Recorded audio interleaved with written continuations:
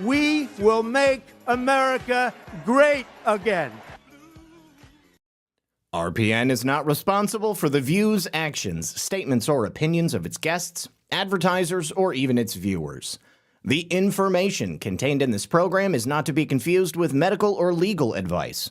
An appearance on this platform is not necessarily an endorsement, but as always, we encourage you to do your own research. Enjoy the show.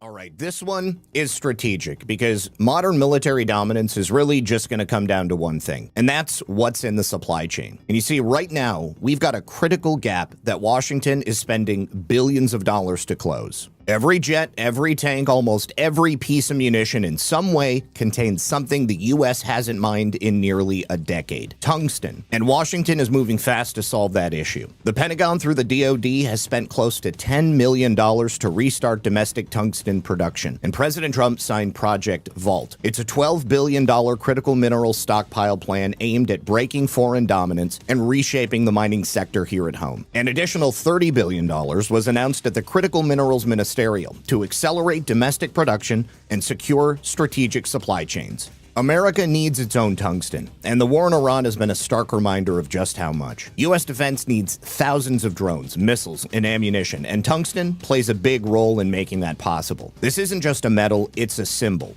national resilience. And this is where Vault Strategic Mining comes into play. They trade under KNOX in Canada and KNXFF here in the US, and they're building what could be the most strategic tungsten project portfolio in the entire US. And with billions of defense dollars on the line, the question is, can they get the job done? Vault is built around a specific operating model. You see, they acquire historic mines and use modern exploration techniques to maximize value, and with tungsten prices near record highs, they're in the right place at the right time. Vault controls a historical mining portfolio, all located strategically in mining-friendly states, and their flagship project is in Nevada. It's a proven historic mine that operated under a defense minerals exploration contract around World War II. Vault isn't just exploring for tungsten, they're quite literally revitalizing tungsten. What helped defend the free world in the past is being brought to ensure U.S. national security for the future. Tungsten is vital to both industry and governments around the world. Prices have been climbing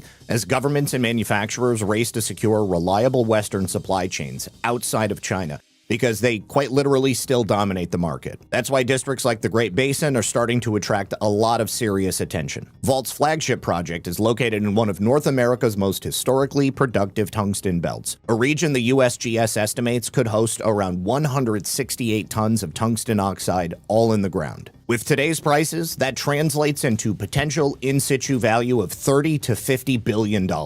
And with demand accelerating, projects in proven jurisdictions with historical potential could become a lot more valuable as the market catches up. That's a lot of dollars and a lot of metal, and Vault is right in the middle of it. Now, this is where it gets interesting, because in less than 12 months, the United States has taken 5 major actions to rebuild critical mineral supply chains, including Executive Order 14231, Project Vault, and a really important State Department ministerial with 55 foreign ministers focused directly on critical minerals. And the reason is simple. America's defense supply chain depends on tungsten, and the U.S. is no longer mining it commercially. That's why Washington has committed $12 billion through Project Vault and additional federal support to secure domestic supply. Washington has shifted into overdrive on this issue. It's more than a resource story. It's a national priority. The Pentagon right now is actively funding domestic supply chains for the exact tungsten that Vault has in the ground. This isn't wishful thinking.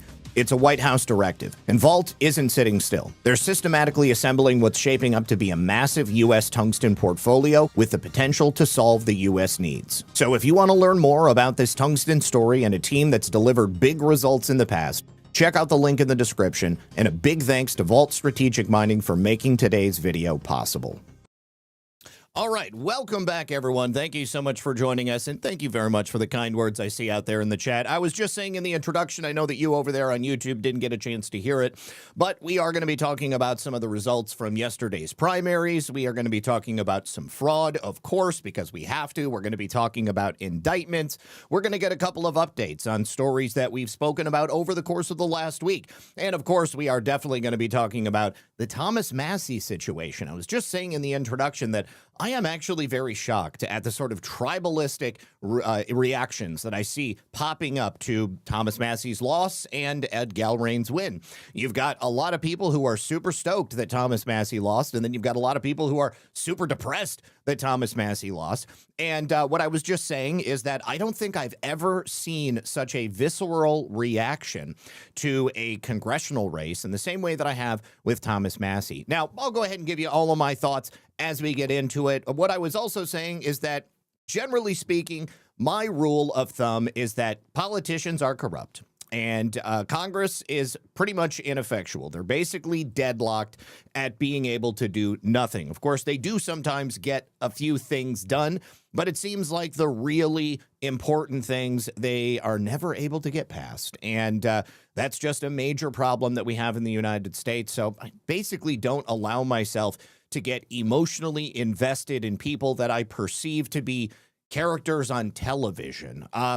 You know, there's one politician who I love because he's not really a politician, and that is President Trump. And it goes a lot deeper than simply this guy who stands up and delivers a couple of quippy one-liners on a regular basis, although I do love his tweets and I love his Truth Social posts. So I would like to begin today, first of all, by giving you guys an update on the Austin shooter situation that took place several days ago. You probably remember there was a 17-year-old boy by the name of Christian Mondragon who was arrested after going on a crime spree throughout Austin, basically shooting into random houses and putting the lives of people in danger. He's now charged with 6 felonies. He was not given a bond. There was one aspect to his story that I was most likely thinking was going to be true, and I was totally correct. Christian Mondragon is not a citizen of the United States of America. He is an illegal alien. So this is what he's charged with. 2 counts of unauthorized use of a motor vehicle. 2 counts of aggregated assault with a motor vehicle, theft of firearms, evading arrest with a motor vehicle, and in court it was revealed that he is not a U.S. citizen. He currently is on an ICE hold, a detainer. He was also on probation, so he was known to law enforcement, and that was through the juvenile justice system.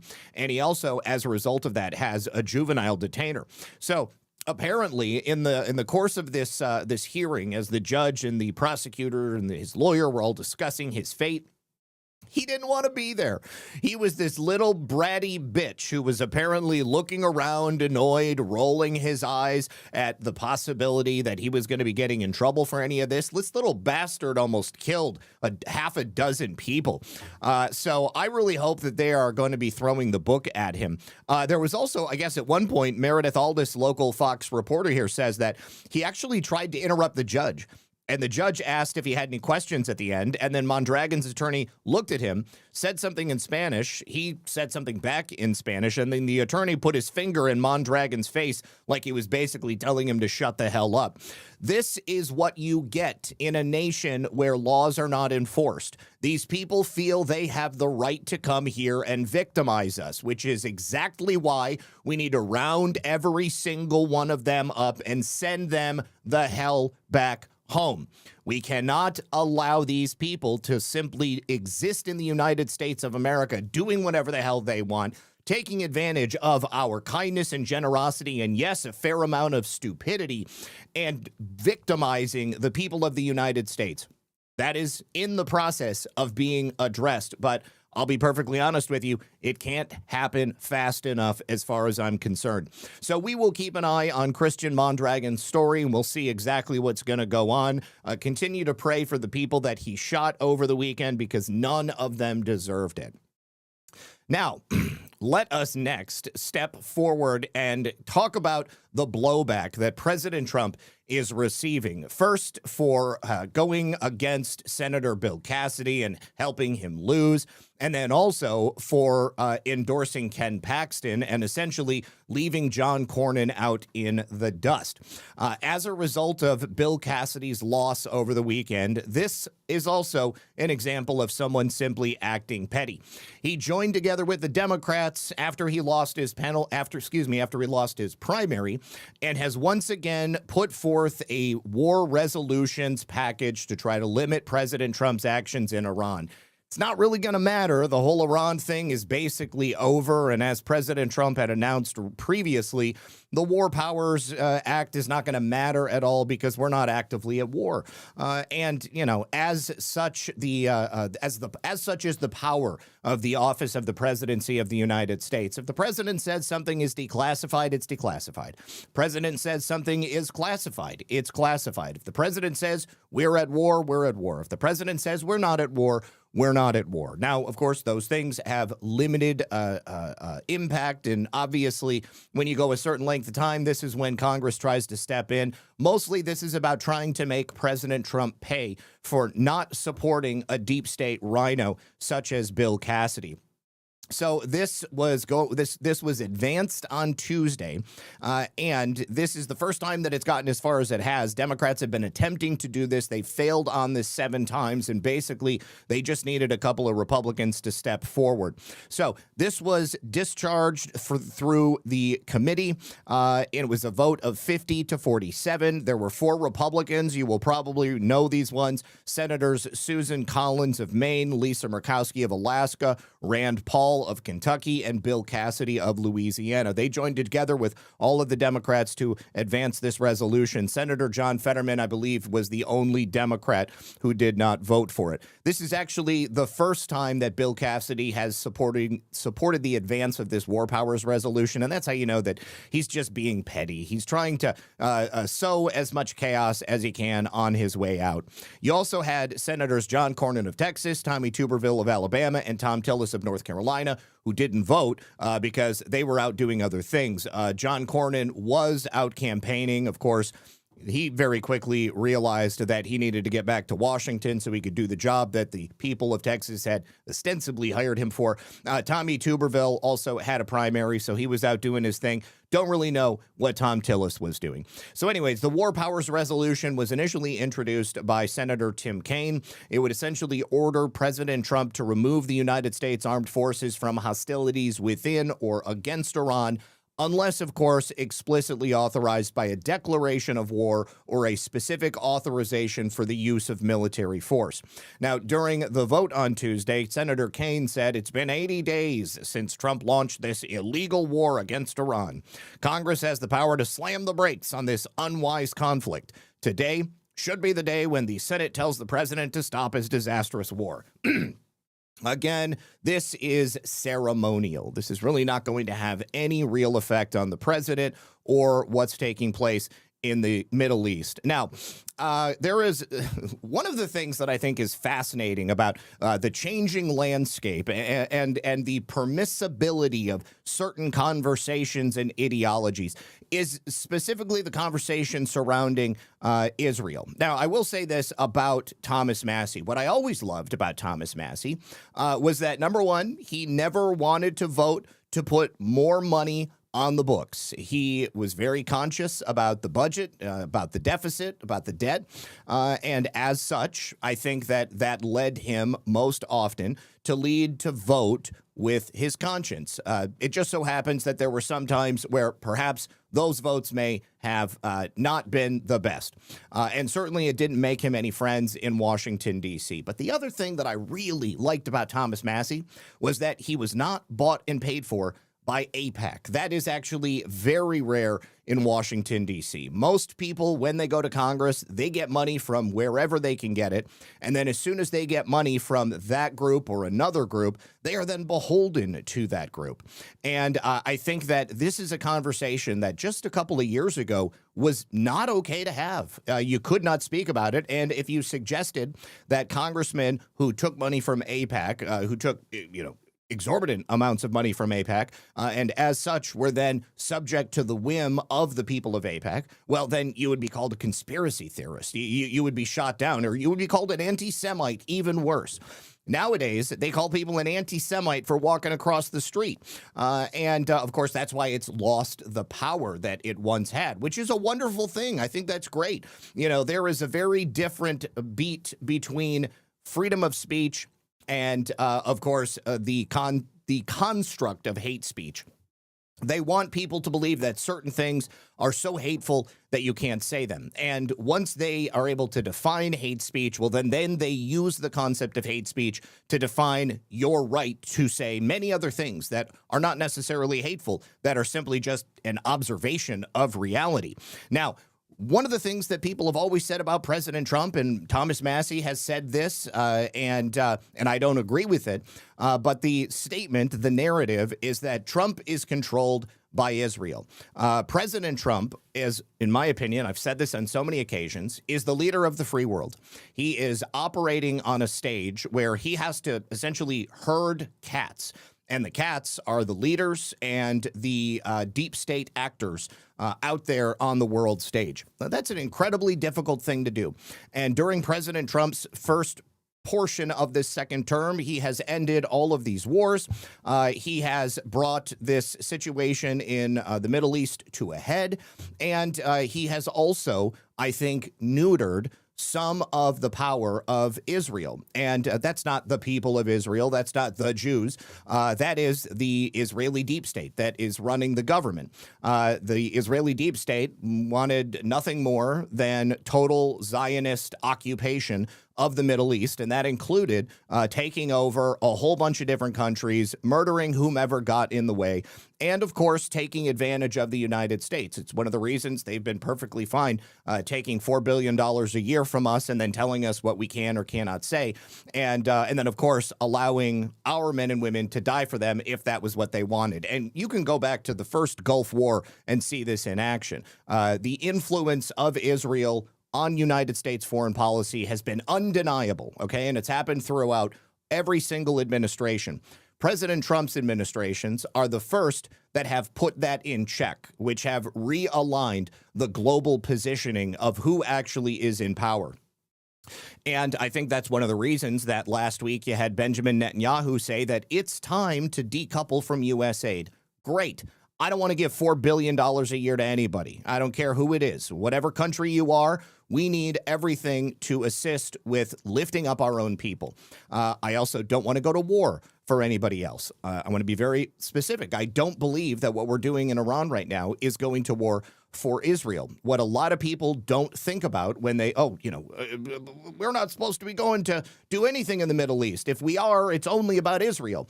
President Trump, since the very first time that he started making public statements about the Middle Eastern situation, has said, Iran is a problem. Iran can't have a nuclear weapon, and it's about so much more than just Iran having a nuclear weapon. Iran gets a nuclear weapon. Other nations in the Middle East want a nuclear weapon. It's bad enough that Israel has a nuclear weapon. President Trump is aware of how Israel came upon nuclear technology. Go back to the Dimona nuclear power plant, the assassination of John F. Kennedy. We've talked about it on so many occasions, I don't need to rehash everything. But President Trump is totally aware of all that. He is massaging and positioning all of these global players in order to make sure that we bring peace and that he's also not assassinated and that Israel and Iran kill as few people as possible. It's a very complicated proposition. So President Trump was asked about the power of Israel and the power of Netanyahu from the tarmac. Take a listen to what he said. What have you said to Prime Minister Netanyahu about Iran and how long to hold off on strike? He's fine. He'll do whatever I want him to do. He's a very, very good man. He'll do whatever I want him to do, and he's a great guy. To me, he's a great guy. Don't forget, he was a wartime prime minister, and he's not treated right in Israel, in my opinion. I'm right now at 99% in Israel. I could run for prime minister, so maybe after I do this, I'll go to Israel, run for prime minister. I had a poll this morning. I'm 99%, so that's good. But no, he's a wartime prime minister, and I just don't think they treat him well. Mr. President, what do you do? Okay, so President Trump says Netanyahu's going to do whatever I want him to do. I want you to remember that statement that President Trump had made previously about the relationship between Israel and the United States. We're the big brother, they're the little brother. And yes, somebody over on YouTube mentions other foreign nations that also give a ton of money to American politicians. Everything that I've said about American politicians receiving money from a foreign nation, from a foreign lobby, it's exactly the same. It stands. I don't think that American politicians should be receiving money from any foreign interests. I think that there should be a total ban on foreign governments, foreign lobbies, foreign individuals giving money to political campaigns for American politicians. Why? Because as soon as an American politician, a public servant, receives cash from a foreign source, then that puts them into the service of that group, that nation, that individual.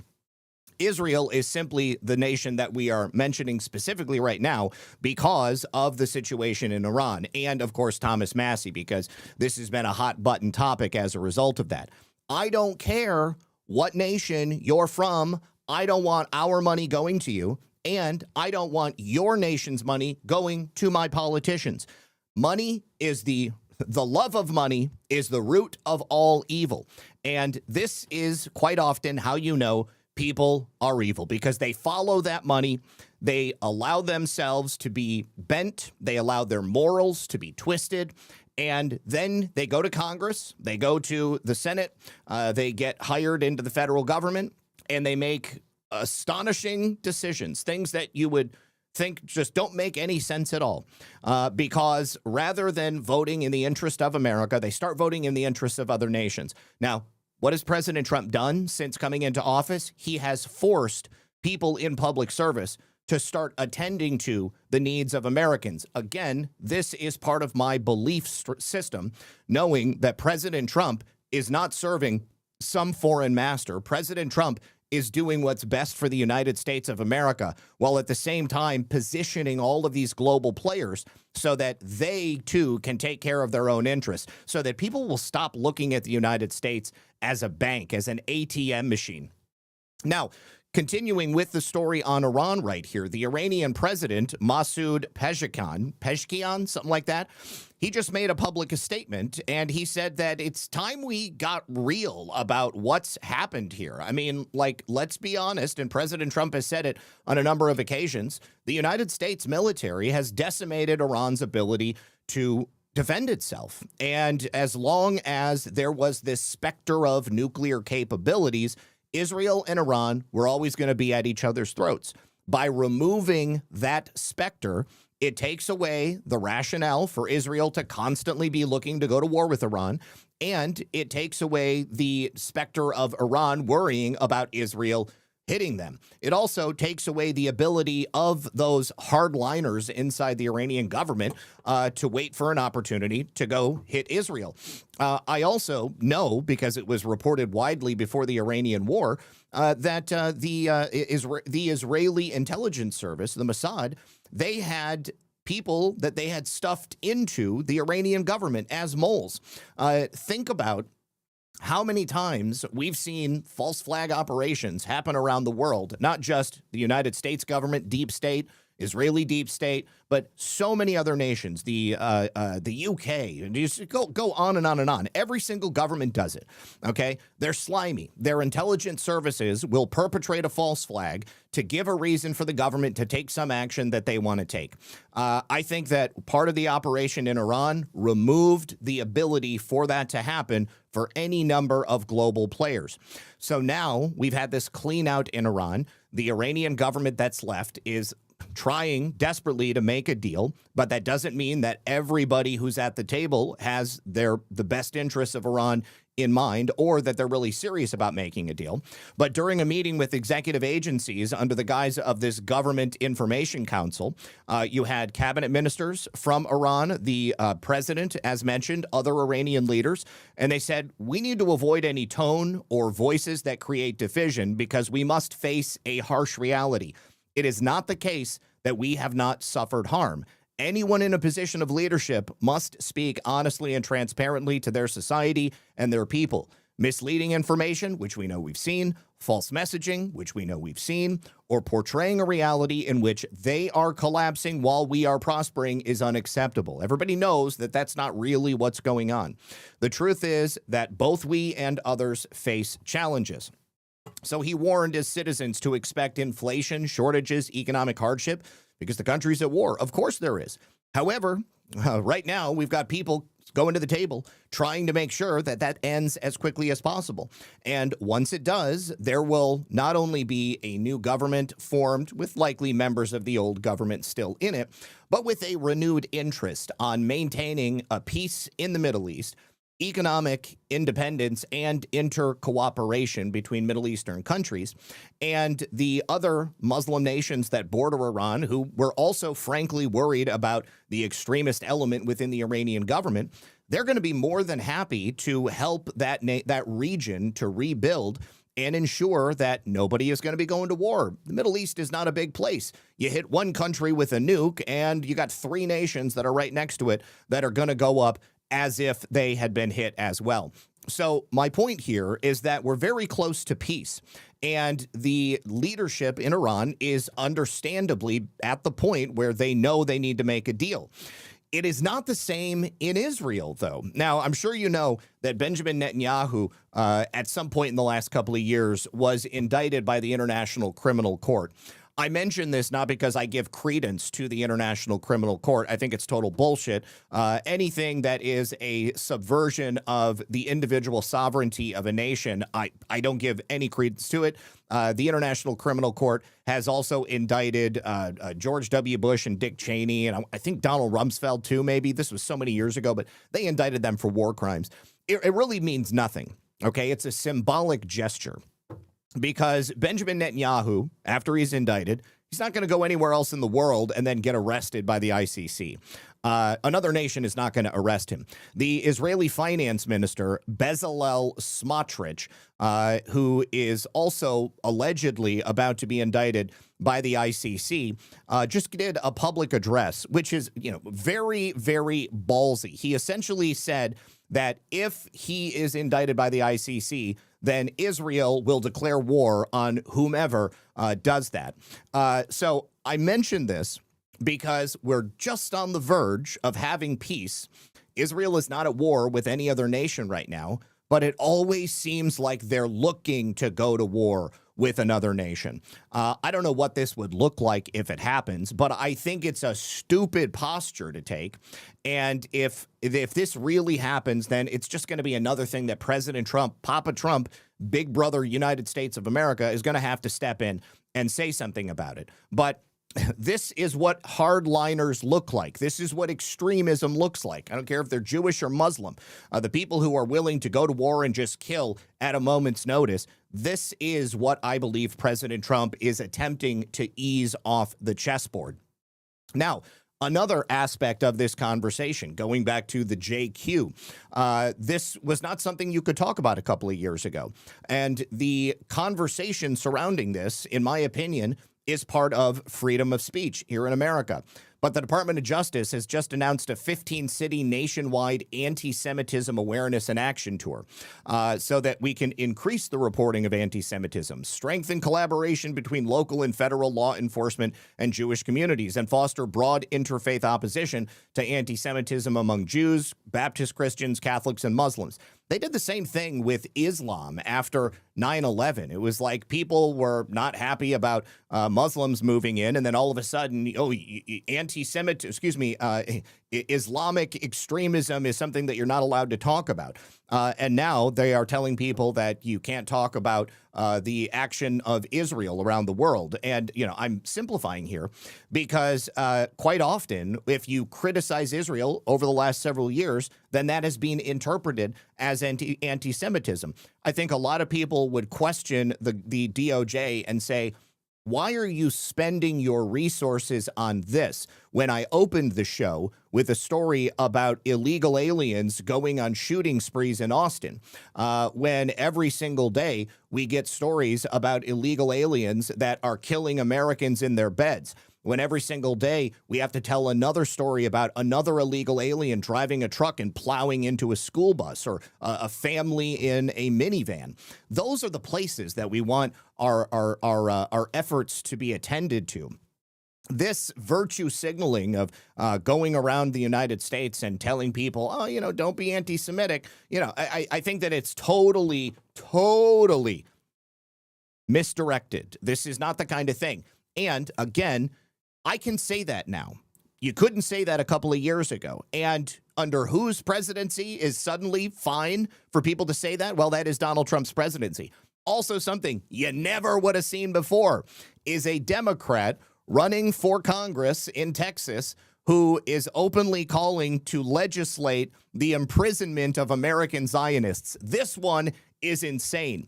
It was only a couple of years ago when I started noticing this shift among the left in the United States, where they went from calling us Nazis for anything to suddenly openly hating on Jews and Zionism publicly. It is a very, very strange flip.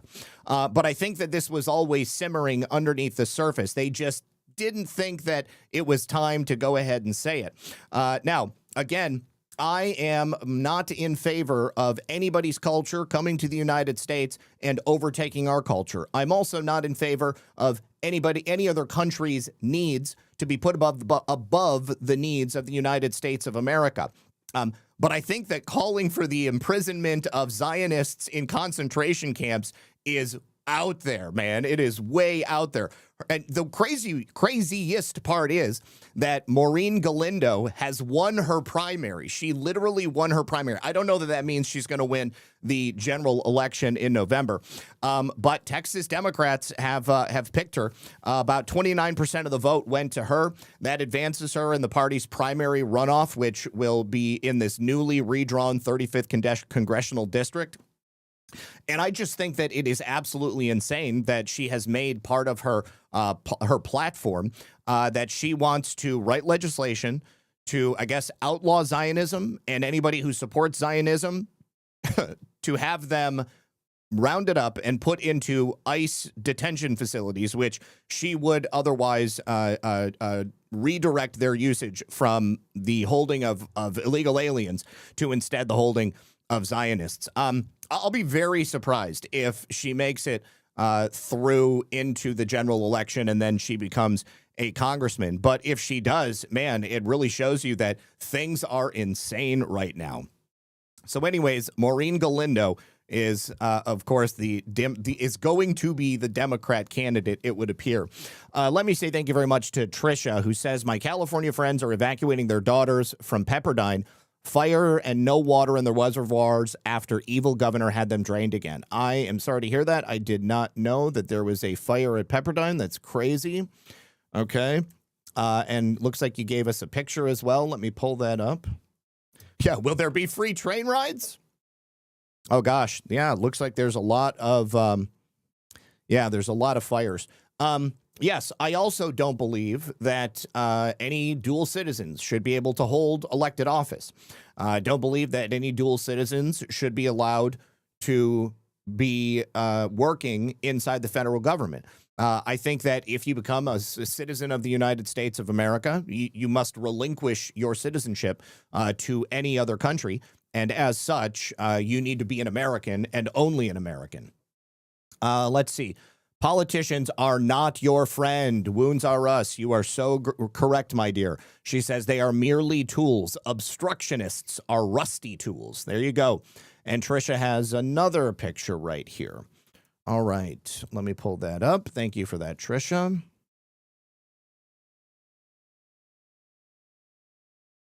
I guess it's called the Sandy Fire. Look at that. Okay. I wonder if they're trying to burn people out of more houses right before the mayor's election. Hey, would you blow me? Says, I think any politicians with dual citizenship should be given a choice to move there or be executed. Well, I would first give them the opportunity to relinquish their citizenship. Surter says, so we are all anti all people who speak the Semitic language. No, I mean, again, and we don't need to go into the finer points of it. The term anti-Semitism is kind of an oxymoron in and of itself. Trisha says it's not at Pepperdine yet, but if it jumps the freeway, it will be. All right, so now let's continue to talk about the influence of President Trump on what's happening across America.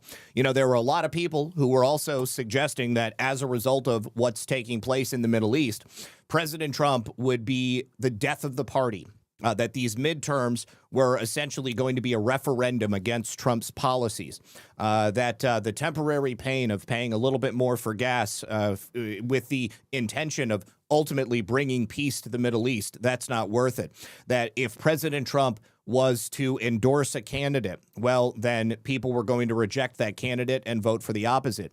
Or that President Trump's immigration policies were going to alienate so many of the voter base that they would instead turn to the Democrat Party, which is just about the stupidest fucking thing that I can possibly imagine. Pardon my French. But instead, we've seen the exact opposite.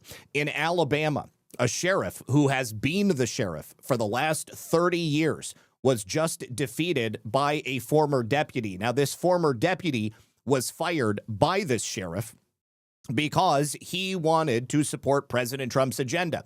This is in Lee County, Alabama. This sheriff was just beaten by the deputy he fired. Cameron Hunt was that deputy. He was elected to become Lee County's next sheriff yesterday, beating out the current sheriff, Jay Jones. Now, the election results show that Hunt received 51% of the votes, about 9,300. Jones received 49%, about 8,900. And again, Hunt was fired by Jones in October of last year. Hunt launched a campaign for sheriff instead of resigning. The guy wanted to continue working in his job, but he was directly campaigning against his boss, and he was campaigning against his boss's decision not to support President Trump's immigration agenda. Hunt said at the time the entire situation was handled impulsively and improperly. I would agree with him. Hunt will now become the first new sheriff in Lee County in 30 freaking years. That is a big statement right there. You take somebody who's been an incumbent. Undoubtedly, there have been other people who ran against this guy, but Americans are seeing things differently now. They are willing to speak up. They are essentially at the end of their rope. They know that if things do not change, then they will never change, and we will forever be consigned to the dustbin of history. The last 250 years are not going to matter one damn bit.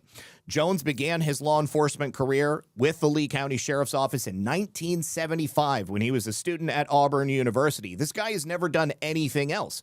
So now he's going to have to figure out what he wants to do with the rest of his life. If he wants to maybe go do law enforcement somewhere else, or maybe he's just going to retire and see if the new sheriff pulls him over when he runs a stop sign. I don't know. But My point here is that it is President Trump's agenda which has driven people to say enough is enough. We need change. Now, take a look. President Trump swept the primary elections last night. 37 out of 37 candidates that he endorsed won their primary races last night. 100% win. That is a perfect batting average right there. Well, the new sheriff the new sheriff will be taking his job. So the old sheriff doesn't have a job. They don't just demote you to deputy. They take your badge and they take your gun and they give you your pink slip. In Pennsylvania, there were 10 candidates. In Georgia, there were 9. In Alabama, there were 6. Kentucky, there were 6. Idaho, there were 5. Oregon, there was 1.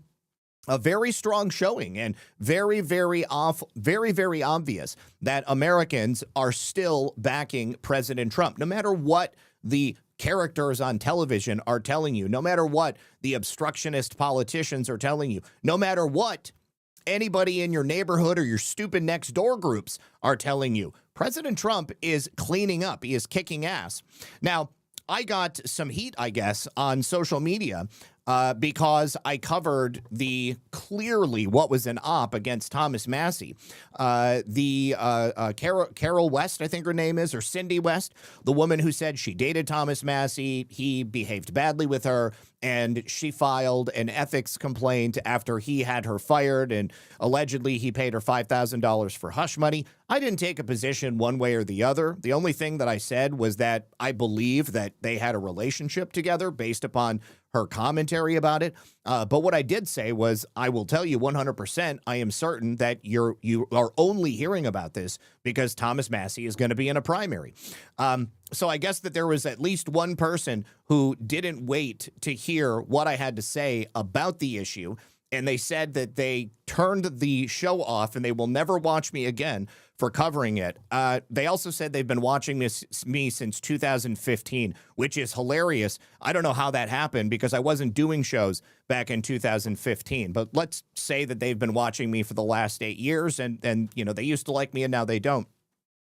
I don't know how they don't understand the way that I present things. You know, I've covered some of the claims here from what's her name, Ashley St. Clair, the woman who has come out against a number of right-wing influencers, MAGA people. I've covered when people made claims against President Trump. I covered everything that I could in the Epstein files. And like a responsible journalist, what I do is I bring you guys the information. And then before I tell you what to think, I tell you what I see, and then I ask you to make up your minds. So the idea that somebody doesn't want to watch me because I'm talking about something, I don't know what to tell you because I haven't changed. My views haven't changed. And I also didn't support Thomas Massie or not support Thomas Massie. And this goes back to what I was saying earlier. I'm so shocked to see how people are so divided and emotional about somebody who, when you look at his record, I mean, all the guy did was vote no on stuff. I mean, like, you know, like I said, he didn't take AIPAC money. That's okay. Awesome. But he didn't really do anything of note either. Believe me, I've played plenty of clips of Thomas Massie speaking during hearings about how the Congress is not using their authority properly, or they're going to make our grandchildren bankrupt and they're going to destroy the country. I love all that stuff. But when it came down to it, Thomas Massie didn't do much of anything. Now, Ashley St. Clair, again, I will say it for anybody who is confused. The only reason she is saying these things about people in the conservative sphere in the Make America Great Again world is because she's totally irrelevant. She shot her wad trying to extort Elon Musk for as much money as possible, and he cut her off. He kicked her out of the flat in New York that she otherwise would have been able to live in with their son for the rest of her life because she got greedy. Ashley St. Clair destroyed her own life, and that's why she doesn't have a career anymore. And that's why she is now out there speaking about things like this because she's trying to get the left to pick her up. So in this video right here, I'm not even going to play it because it's like 5 minutes long and she doesn't really give any sauce, but she claims that right before the election in 2024, Elon came to her claiming that he was going to use lasers, space lasers, and satellites and space technology to, she insinuates, steal the election. Now, I don't believe that that was necessary, and I don't believe that Elon did that. I think that immediately following the election, this was a popular conspiracy theory in leftist circles. People were saying Elon stole the election using Starlink. I thought it was bullshit then. I think it's bullshit now. But he definitely has a lot of satellites, and I think it's also very likely that as a military contractor and somebody with access to the president and to many good people working with access to technology, that Elon Musk certainly had the ability to get data and numbers. And I know that he pumped a lot of money into the election, and I know that he did a lot to help make sure that President Trump was elected, but that doesn't mean that he stole the election, and it certainly doesn't mean that he used space lasers to do it either. So anyways, she doesn't really say anything other than that, but in my opinion, it's an attempt by Ashley St. Clair to try to remain relevant and to make it appear for people out there that Elon Musk has done something. He has done something illegal, and she wants people on the left to gravitate to it. So there we go. I covered it. I told you how I felt. Let me see. Principled Enigma says, what about all the translation programs that are out there? I haven't been able to find one that will translate Hebrew and English. That looks like anti-Semitism to me. I've actually found quite a few that will translate Hebrew to English, but just not the word that people were saying was Hebrew. Also, let me see. Super Root says, the way you talk about things is exactly why I'm here. Not sure how I found you, but I'm so happy I did. Thanks to you and Lisa. Well, Super Root, thank you very much for that, bro. Appreciate you. Thank you.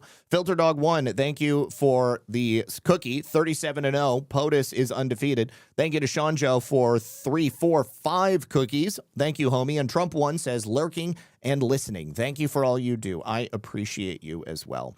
All right. Now, also, Einstein65 says, Zach, I think the soft disclosure video you did was awesome. I got to see it on DEF CON 0 last night. Love the mullet. Good. I'm glad you like it. I was pretty happy with the way that it turned out, and I want to say thank you to Green Star because it was all him. I provided some audio. I gave him a few pictures of me and the dogs, and he took it and he went with it. We talked about the concept a little bit, too, but it was way cooler than I thought it was going to be. All right. Now, Ed Galrain, he's going to be the guy replacing Thomas Massie. Now, I don't know that Ed Galrain is going to be any more a patriot than Thomas Massie. I'll go through the things that I know about Ed Galrain. In 2016, I think he left the Republican Party because he was so upset that Trump was elected. He used to have things in his bio on his website saying that he was a fan of DEI. And I know that he used to be a Navy SEAL, if I'm not mistaken. But like many people, he appears to have had a change of heart, an ideological evolution, and he has now obviously gotten the support of President Trump, also gotten a lot of money from AIPAC. Now, I go back to what I said earlier about Congress being ineffectual. Thomas Massie not voting for what the president's agenda was definitely helped him make enemies. And it also didn't do him any favors to get things passed that he wanted to get passed. That's unfortunately, the way things work in Washington, D.C. It is all a compromise, and it's a give and a take, push and a pull. And if you want to make a coalition of people that can get things done, then you do that. The only thing that I'm aware of that Thomas Massie got off the ground was the release of the Epstein files. And he got very passionate about the release of the Epstein files. But I also think that his presentation of the Epstein files was at times disingenuous and performative. Will Ed Galrain be a better candidate for President Trump's Making America Great Again agenda than Thomas Massie? It'll be hard not to, because if he supports even 1/10 of what President Trump is trying to get through in Congress, then he will automatically already be better. Certainly, I can tell you that the people of Kentucky came out and voted for him. There were a lot more people that voted for Ed Galrain than voted for Thomas Massie in the last election. So all we can do is go with President Trump's instincts and see how it plays out. So last night, when Thomas Massie gave his concession speech, he said that he couldn't get a hold of Ed Gallerine because he couldn't reach him in Israel. Now, I think that Ed Gallerine probably heard that, and he gave his own speech when he came forward and spoke as well. I think we might actually have clips of both of these things. Hold on. Okay, so no, apparently we don't have the clip of Thomas Massie, but here is Ed Gallerine. This will be the first time I've actually heard him speak, and I'm kind of interested to see what he says. Simply put, what we'd say in Kentucky, because I'm pretty plain spoken, is he went to Washington, he burned every bridge, he burned a bridge factory, he ran off everybody that would build a bridge to the conservative Republicans. But again, the left-wing Democrats, the radical Democrats loved him. And his votes against our party and our nation go farther back. Now, I want to add one other thing, Sean, for you and the viewers and our conservative Republican friends out there. Remember, it wasn't just President Trump. President Trump, nearly 78 million votes in the presidential race, the most ever for a Republican president. He won 31 states, including the swing states, and also 312 electoral votes. And here in this district, President Trump won by nearly 85%. He stood against us, but he liked to just single out President Trump.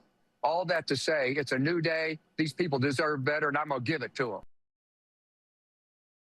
So my sincere hope is that Ed Gallerine does exactly that, that he represents the people of Kentucky, and just as importantly, that he represents President Trump's Make America Great Again agenda.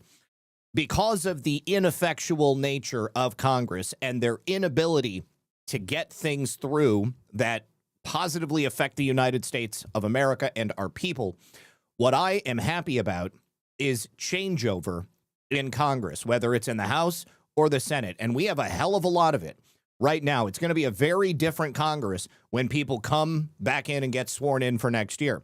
And I can only hope that that's going to make a big difference in terms of ensuring that President Trump's agenda is successful in going through. Now, Thomas Massie, shortly before all of the claims by Cindy West came out, he had made some comments regarding the situation with the Epstein files. Now, again, I think that a lot of what Thomas Massie did in relation to the Epstein files was performative. I mean, this wasn't like a huge issue for him previously. There were quite a few in Washington, D.C. who suddenly made this their cottage issue only once they believed that it was going to hurt President Trump. I don't know that Thomas Massie was explicitly looking to hurt President Trump. But he has said a number of things that, in spirit, I definitely agree with him on. It's been certainly interesting to see in Europe. We've got a number of arrests and investigations against people who were connected to Jeffrey Epstein.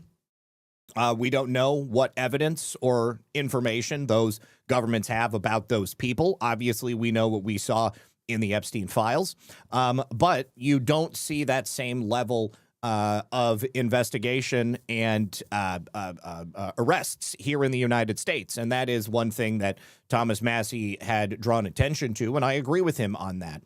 I really do want to see these people getting arrested, and I want to see people going to prison for it. I don't know that we are going to, but I feel at the end of the day, the same people who were close and working with Jeffrey Epstein are part of the same deep state network that we're working to take down in a number of other ways. I am still not happy with Howard Lutnick for lying to us about going to Epstein Island after he said, I will never hang out with Jeffrey Epstein again. I don't think that he's given us a satisfactory answer as to why that was. And you'll probably be very aware of the fact that since Howard Lutnick got caught publicly for that, he really hasn't been making nearly as many public visits or putting himself in front of the camera. I think that's exactly why, is because he basically destroyed his own reputation, certainly in the minds of the American public. And, I thought he was doing great work before. And the thing is, he can still do great work behind the scenes. And it doesn't mean that he was a pedophile or that he was doing the terrible things with Jeffrey Epstein. But, as soon as people prove to you that you can't trust them, it makes it very difficult to do anything other than not trust them. So Thomas Massie was in Congress for 6 years. excuse me, 6 terms, I mean. Came in November of 2012, 14 years in Congress. Now, you know, again, I think that something happened to him when his wife died. And I was very sympathetic to him when his wife died, not attacking him in any respect for that. Of course, I did express the sort of discomfort that I had that, you know, he very quickly got into another relationship, but it happens, you know. I mean, sometimes that's how people grieve. And it's just, you know, I mean, publicly out here on the outside, it is certainly something that is going to color my perception of him, especially when it's not something that he's out there openly really talking about all that much, other than to say, I got married to a much younger woman. So, you know, anyways. There was a lot of money that was pumped into this race, and certainly the money had something to do with it. A lot of people have said, well, Ed Gallerine, he's got donors that are part of AIPAC, so that's a problem. Thomas Massey's #1 donor is a billionaire Jewish man who had pumped in almost $8 million into his political action committee. So just because, and this is for the people who are upset that Thomas Massey lost, just because Thomas Massey didn't take money with AIPAC on it doesn't mean that he might not still be influenced by somebody who is attentive to the needs of AIPAC. Just something to think about. All right, now we are going to be jumping here into our next set of stories, and this is once again in relation to the election. But before we do that, I have a very quick message from my friends over here on a Rumble, and thank you very much. If you guys haven't yet, please do me a favor, hit that like button. Would really appreciate it if you helped us out by sharing the show. I want you guys to take a look at something. Actually, this is 2 things, but these aren't just add-ons or nice things to have as part of your bug out gear or your go bags. This is the kind of gear that you don't normally think about until the moment where you really wish that you actually had it. So first thing in this bundle is a tourniquet. Not the kind of tourniquet maybe you're going to see sitting on the shelf collecting dust. This is the same style standard issue that Marines are giving out in the field. It's the kind of tool that's there for one reason: when things go sideways and you really don't have any time to hesitate. And then on top of that, we're also going to throw in the Tonto trail knife at no additional cost. It's very high quality, built for hard use. It's not something you're going to want to put in a display case. If you're ready to grab yours, you can scan that QR code on screen, or you can go directly to mcgtac.com/red clamp. This is about being a little bit more prepared than you were yesterday and a little bit more capable when it counts. So this is the deal for my audience. Don't sit on it because it's not going to be there forever. You can grab this clamp and free knife while they're still available. And if you've got people that you care about, they also are into gun culture, then you might want to grab a couple extras while you're at it. Others might also want to think to do the same. And an offer like this isn't going to hang around for long. So if you want it, don't wait before it's gone. You can also use the link that you're going to see in the description, but definitely check out that QR code right there. Thank you very much once again to Rumble. Okay, so let's talk about Georgia. Georgia is the next big spot. Thank you to Sean Joe for the cookie as well. All right, so despite Brad Raffensperger's best efforts to steal this election, Brad Raffensperger's name is mud after all of these years helping to steal the election in 2020, helping to thwart Donald Trump's efforts to come back for a second term. After all of his efforts to essentially shit politically all over the citizens of the state of Georgia, Brad Raffensperger has also just been given a pink slip. Now, as the Secretary of State, he was in charge of elections, and it was obviously a very, very scary thing yesterday when we learned that he was, in fact, going to be able to put together that private bunker and not let anybody else see the election counts as they were coming in. Well, that didn't matter. It didn't matter at all. Brad Raffensperger came in a distant third in the Republican gubernatorial primary yesterday. He was eliminated, and he was effectively humiliated. You can see here, Burt Jones, who is the lieutenant governor, came in #1. He had 38.2% of the vote. Rick Jackson came in at #2. Burt Jones, as lieutenant governor, does have the endorsement of President Trump. So that was one of those wins we talked about yesterday. And Brad Raffensperger came in with less than half of the votes of either of his challengers. So Jones and Jackson move forward into the runoff. Now, this is something that I was hoping was going to happen, and it really does. It's not only this election, but all of them that we saw yesterday. It gives me the confirmation that I was hoping for. This is not the same government that allowed for elections to be stolen so blatantly as they have been in years past. I think that there have been significant changes that were made behind the scenes, under the hood, if you will, to ensure that elections will be carried out freely and fairly. And all of the things that need to be done, including passing the Save America Act, giving us more transparency, keeping people in the count rooms so that we can see what's going on. All of this stuff will happen because it's part of ensuring that we clean up the mess that was created over decades and generations past. President Trump and the team know what's at stake. If we don't do this, then America's done. 250 years down the tubes, flush it down the shitter. So they're simply not going to allow that to happen. So it was wonderful to see that the man who, if anybody was going to cheat in that election, it was going to be him, was effectively shut out of being able to do that. And that is with Brad Raffensperger controlling the election system. I just want everybody to keep that in mind. Now, also, one of the other people who helped steal the 2020 election was Gabe Sterling. Gabe Sterling was running for the Secretary of State position. He, too, was completely shut out. He was at the bottom of the barrel. So we had, in this election, two candidates who were part of the fraudulent efforts of 2020 and again in 2022 in the state of Georgia, both of whom I believe firmly would have cheated yesterday if they could have. They didn't. They were unable to. Maybe they tried. Maybe they were caught. Maybe it was something that was done by the Trump Department of Justice to catch these people in the act. We don't know, but if there are going to be indictments, you would expect these two would be part of that in the future. Eleanor says, I'd say the freedom to speak on X helped yesterday and days prior despite X's issues. I don't know what you mean. Did I comment on something that you said on X yesterday? I don't know that X has had problems. I don't often spend a whole bunch of time on X because I have my workflow, like I have my research flow. And then maybe like once or twice a week, I'll go through my notifications and look, and I'll comment on a couple of people's things, or, follow somebody or say thank you or something like that. But I think what we got yesterday was proof that President Trump and the election integrity movement has been successful up to a point.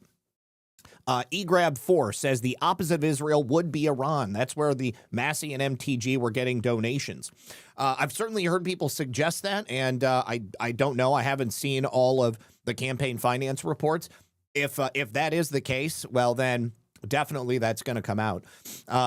But yes, we've had so many corrupt politicians and a lot of politicians who present themselves as if they're going to be the savior of the party. They're going to finally do what the people want them to do, and then they don't do shit.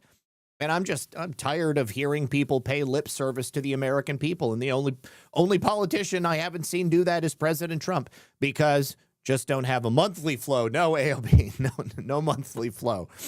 Although I do, I'm not gonna say that. I probably shouldn't say that. Okay. Now, in the Georgia runoff, as I said, we've got Jones and Jackson that are going to be going up against each other in the gubernatorial race. And then you've got former football coach Derek Dooley and Republican Representative Mike Collins, who are going to be advancing in the Senate primary runoff. Now, I don't know much about either of them specifically, but I'm sure we have people from Georgia here in the audience who can tell me who they've looked into and how they know these people. President Trump has, to my belief, not endorsed anybody in the Senate primary. And this is frequently what President Trump will do. He will wait till the last second If it looks like it's a close race, if it looks to him like somebody is a sure thing, then he will go ahead and endorse that person. But he's also not afraid to take those endorsements back if that person makes some bad decisions or comes off and looks like a total ass. It doesn't seem like they're going to represent the people. So right now, the only thing that I am potentially worried about with the Senate race is that Brian Kemp had endorsed Dooley right after Dooley announced his Senate bid in August of 2025. I think that Brian Kemp is a deep state hack. He was obviously involved in the cheating of 2020. And so that immediately makes me look at Dooley with a bit of a slanted eye, if you will. Eleanor says, no, Zach, I was referring to the freedom to share information. About elections. It's happening so quickly. Thank you always for all you do. Oh, you're so correct. You know, I mean, we have the ability to speak about things and gain access to information in ways that we simply did not just a couple of years ago. That goes for, social media sites. That goes for, video and streaming platforms. You guys want to hear a funny story? I got an email from Twitch the other day telling me that they were banning me from Twitch. I got banned from Twitch back in 2022, so I don't know if maybe they covertly left me back on Twitch and I didn't know just because I didn't bother to check, but they certainly didn't tell me that I was reinstated at any point. I thought that was hilarious for them to tell me, yeah, you are dangerous. The same thing they did basically back in 2022, telling me that my behavior both on and off platform was enough to get me banned. Well, you know what? Twitch is full of a bunch of morons, so I'm not worried about it. Yeah, thought that was hilarious. All right, now, also another surprising event that took place in Georgia yesterday, and my friend Hans Mankey mentions this. You had a Superior Court judge race in the Atlanta circuit, and you had an incumbent Circuit Court Judge, Craig Schwall, who was being challenged by Janice Moore. Now, you've probably never heard of Craig Schwall, but Hans says this was one of his favorite outcomes from last night. He's the judge who's been blocking the release of Russiagate documents tied to Hillary Clinton, Alpha Bank, and the so-called DNC hack. Now, he's been doing this, I would say, obviously, because he doesn't want this information to come out. Perhaps he is somehow connected to Hillary Clinton or the deep state efforts to destroy President Trump, or perhaps he's just a Democrat. But now we have Janice Moore, who's being elected to replace him on the Atlanta Circuit Court bench. That means the cases that he was getting are now going to be going for Janice. And hopefully Janice will make a totally different decision. There's an account you guys might want to follow called Undead FOIA, who is a great account for research and has gotten a ton of FOIAs over the years. He's the guy that's been trying to get these documents for a long time. And Judge Schwall was essentially standing in the way of allowing that to happen. So now, hopefully, Judge Moore will be allowing that information to get out. Now, this was in Fulton County. Hear that again. This was in Fulton County in the Atlanta circuit. So in a county where you might expect cheating to take place and a Democrat judge like Craig Schwall would be expected to remain in place, now not going to be judge anymore. All right. Now, a problem that I mentioned to you guys the other day, we've spoken about her on a couple of different occasions, the Senate parliamentarian Elizabeth McDonough. She was appointed during the Obama administration, and she could at any point be replaced by John Thune. Of course, John Thune hasn't done that because he is a deep state rhino, in my opinion, as well. And after President Trump had all these big wins last night, boom, he turned his attention to something that needs to be addressed, which is the presence of Senate parliamentarian Elizabeth McDonough.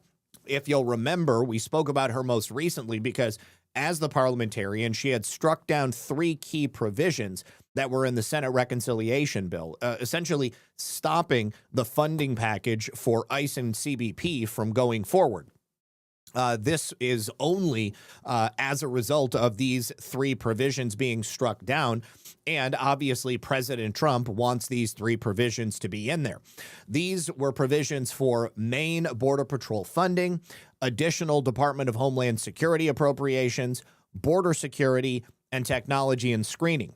So President Trump went on Truth Social and made this statement.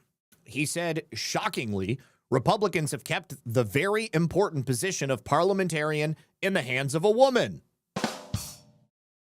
He went on from there, though. I just thought that it was funny if we stopped there.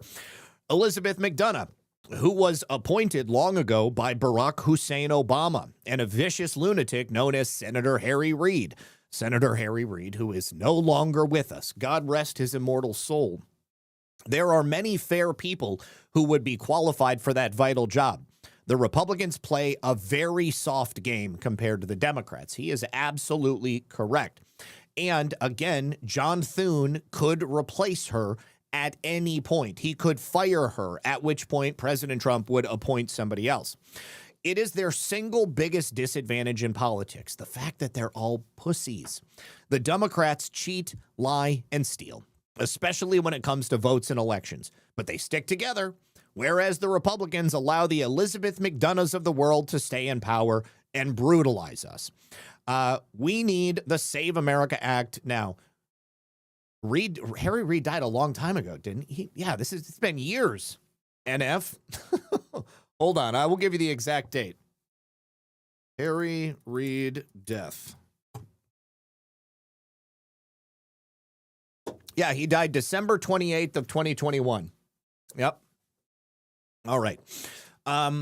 So continuing, we need the Save America Act. We need it now. And likewise, kill the filibuster, which would give us everything. If we don't pass at least one of these two provisions quickly, you will never see another Republican president again. Now, here's the problem. John Thune doesn't want these things to pass because regardless of who the president is, John Thune is more than likely going to remain in power in the Senate.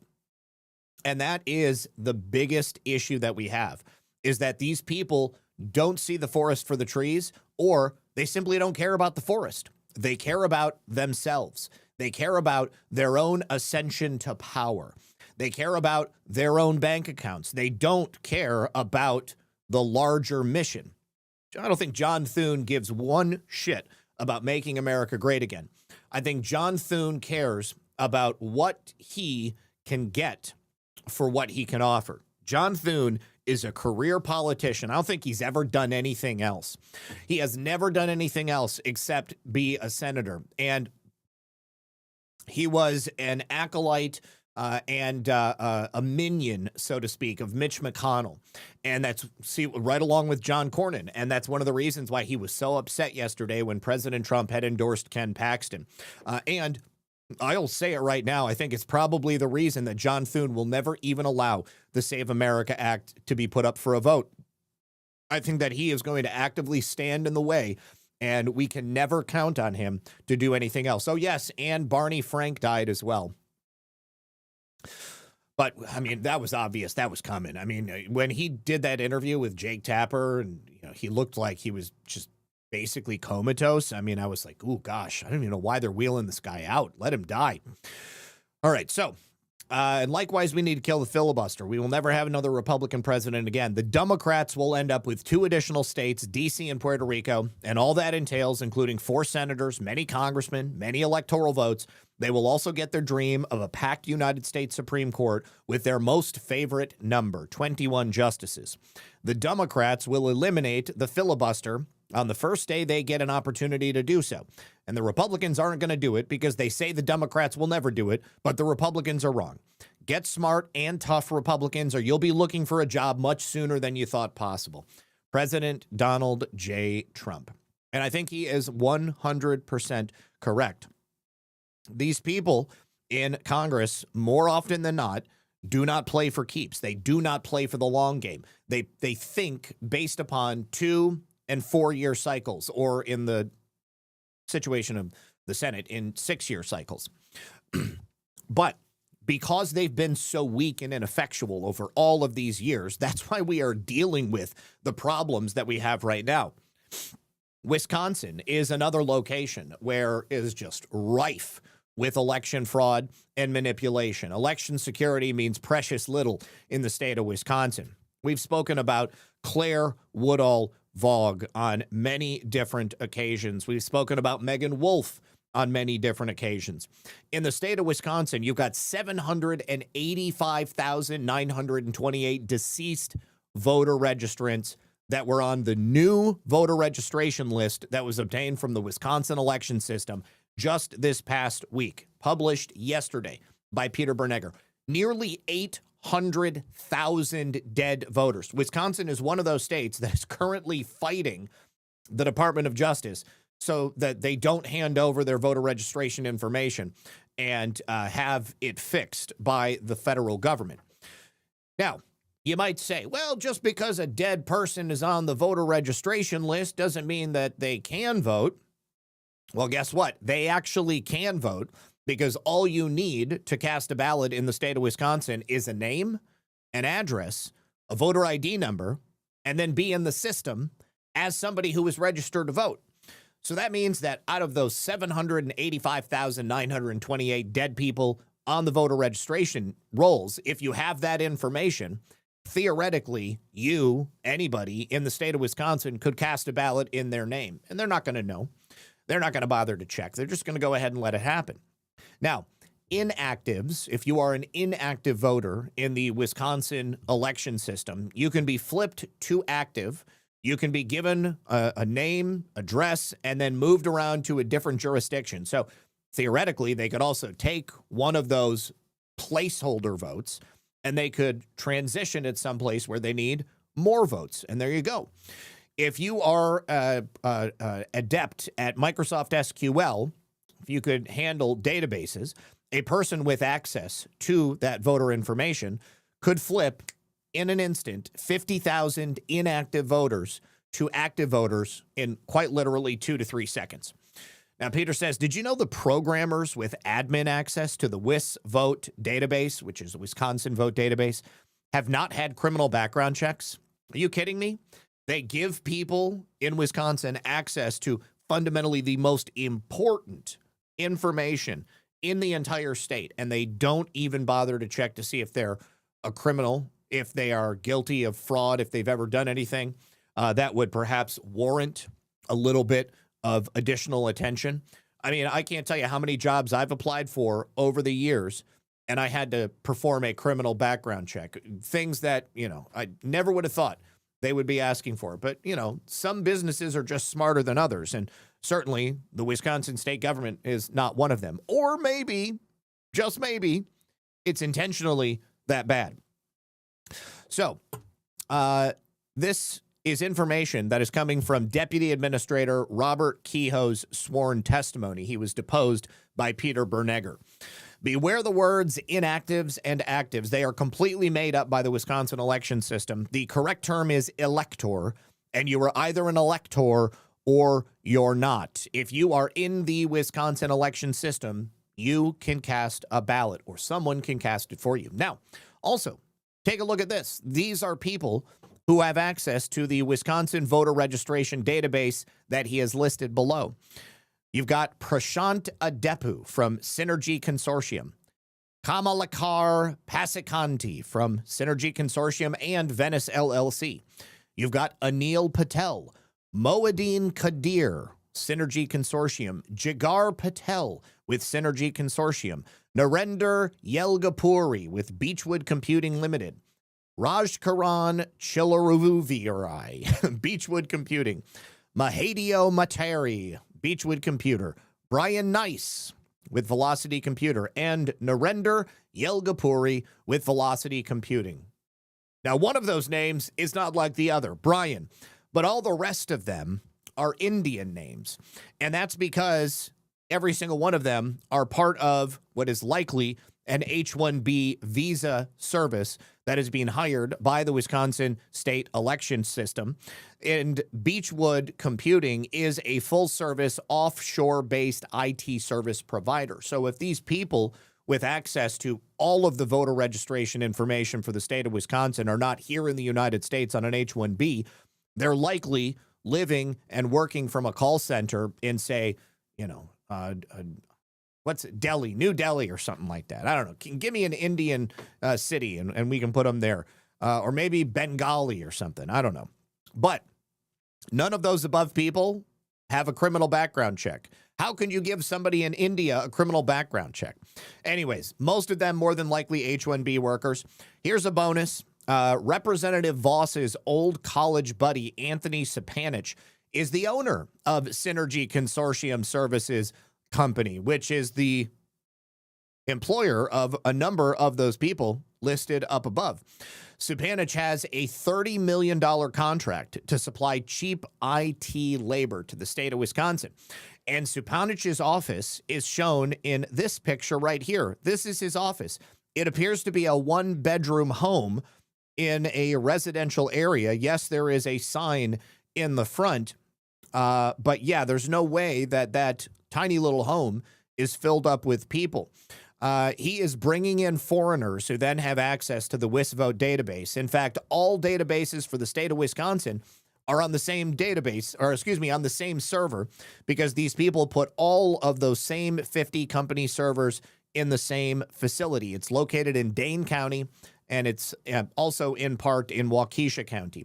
So Wisconsin voter registrations are in the same system as the DNR, as the DMV, as the Department of Agriculture, and everything else. So all of that personal information is being handled by people who are not citizens of the United States of America. Also, India just so happens to be one of the largest sources of global fraud. I can't tell, I mean, every single one of us, I'm certain, you've gotten a call from some dude with an Indian accent telling you, oh, I'm calling from Amazon, or I'm calling from Apple, or I'm calling from Microsoft. We need to take care of that virus. We need to get that brand new iPhone 17 off of your bill. Somebody ordered that. Probably wasn't you.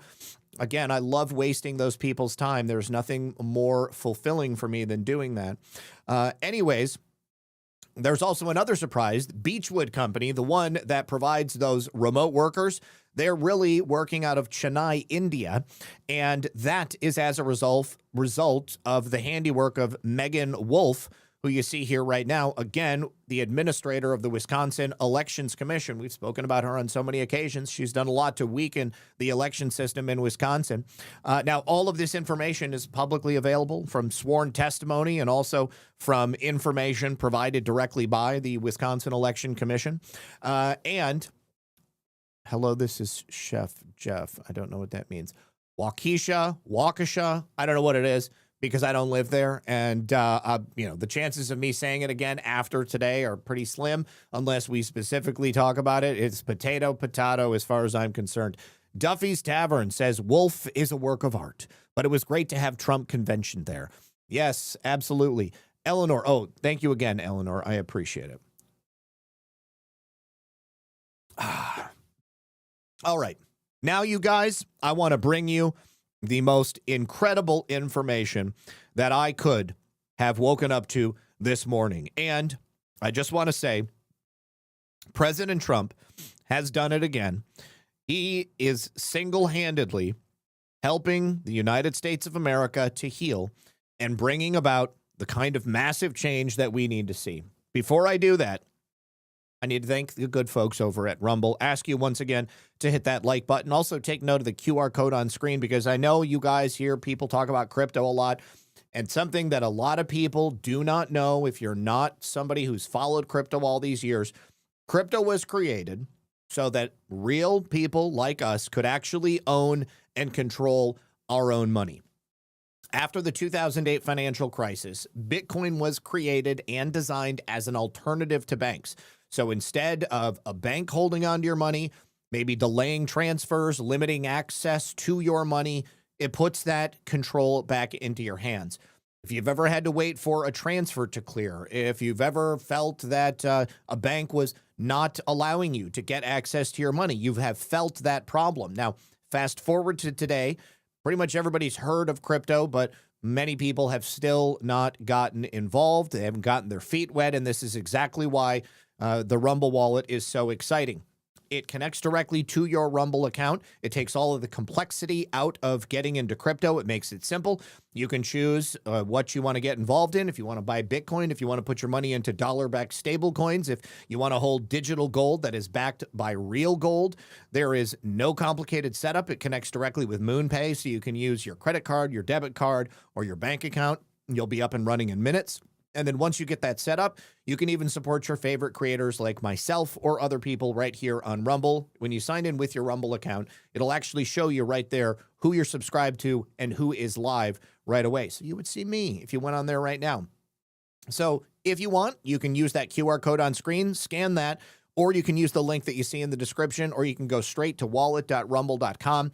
Just tap buy, and then you're in the game. And then in just a few minutes, you'll go from hearing about crypto to actually owning some. Thank you very much to everybody who has supported the show through Rumble Wallet or in whatever way you guys prefer, because all of it keeps me on the air. Okay, so Duffy says Waukesha, like cooking with a wok, Waukesha. Is it Waukesha or Waukesha? Waukesha, like Chinese cookware, not like a black girl's name. Walk. I still don't see the difference. Okay, I will say Waukesha, not Waukesha. Oh, I get it. Waukesha would be like the black girl's name. Waukesha. Okay. Well, I'll do my best. All right, you guys. Right now, this was wonderful to wake up to. President Trump has taken yet another major step. This is going to have a big influence in the freedom of these people to take advantage of our system. This is a big step in President Trump's immigration agenda, targeting access to the American banking system. This is a new executive order that was just issued yesterday, and essentially it directs the Treasury Department to provide increased scrutiny of the types of financial activity that we have come to know is tied to illegal immigration. So that includes potential payroll tax evasion, concealed account ownership, off-the-books wage schemes, labor trafficking, and the use of individual taxpayer identification numbers without verified legal presence documentation. If you go back to the Biden years, so many people that were allowed to come into our country legally, illegally, or otherwise were just given those tax identifier numbers so that they could, get a job. They would use that instead of a social security number, and it doesn't matter that they don't have legal status. They end up getting into the system, and that also is what allowed them to get loans and, cars and houses and all of that stuff. So President Trump's order is pressuring banks to strengthen customer identification requirements, which means that they're now going to be responsible for ensuring that the people they're doing business with are legally allowed to be doing that business. It's going to make them think twice about handing out accounts like candy like they were before, or giving loans to people who most likely should not have them, or offering credit cards. I personally don't like credit cards, but I use them as a tool of my financial needs, and then I just pay them off every month before I get charged interest, so that if something really awful happens, I have quick access to money that I can use for an emergency. But as a rule, I don't spend money on credit cards because I don't want to get screwed. I think that it's really just an effort to screw people like us at the end of the day. They are counting on the fact that you're going to be financially unstable, and then they will be able to take as much from you as they possibly can. So in plain English, there will be no more easy banking for illegal aliens. More importantly, they will no longer be able to continue wiring billions of dollars in remittances back to foreign countries, at the same time taking American jobs and ensuring that Americans suffer. There's not going to be any more of illegal aliens using our financial systems to fund crime, to fund terrorism, to launder money for cartels, or to fund the invasion of our communities, destroying the fabric of American society. So we're going to take a look at the actual order itself. And I think that, thank you behind my chair. Yes, it is great. That ad is amazing. I love that ad. Also, let me say thank you to No Thanks Joe. He says, thanks, Zach and Lisa. Great reporting as usual. Always love your perspectives. God bless and be safe. Be safe to you as well. Much appreciated. Yes, they can always get crypto, but what we're talking about here is the use of the American banking system. So anybody can get crypto. But is it as likely that some dirt poor dirt farmer in some other country is going to have a crypto wallet? What we're doing here is taking access from these illegal aliens, from the American financial system, and essentially taking the burden off of people, taking burden off of American citizens. People can still send cash through like Western Union. But no, they can't, because that's also being restricted. It's basically going to disincentivize these illegal aliens from coming to America, making money illegally, and then sending it back. This is forcing the banks to look at all of these cash transactions and to identify people who are illegal aliens and then tell the federal government and the Treasury. It's also going to identify businesses that are hiring these illegal aliens. Make sure to give that information to Treasury. It's a completely new thing. And it's also going to stop the cartels from being able to launder their money through the American financial system, because once it's laundered, that money is clean, and then they can use it to, say, purchase American homes or to fund things that are going to kill the American spirit. All right, so America's financial institutions serve a critical role in safeguarding the American people against financial fraud and abuse. My administration has taken significant steps to lower the cost of providing financial services for Americans and reduce unnecessary and burdensome federal regulations that restrain economic growth and hamper the competitiveness of financial service providers nationwide. However, it has long been the policy of the United States to adopt tailored measures to safeguard our financial system from illicit use and promote safe and sound lending and other practices by financial institutions. I also want you to think about the Somali community in Minneapolis, in Columbus, and in Maine. Each and every one of those communities were bilking the American taxpayer, running businesses in these areas, and then they would send remittances back to Somalia, billions and billions of dollars, on top of the money they would be bringing in cash through the airports. Of course, that's not able to happen anymore. So the only way they could do it would be to send it through the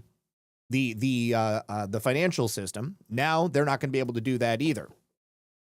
So we are taking away the incentive of these people to even remain here. That is the important thing. All right. Now, my administration will not tolerate national security and public safety risks caused by illicit cross-border financial activity, nor will it permit risks to our financial system posed by the extension of credit or financial services to the inadmissible and removable alien population.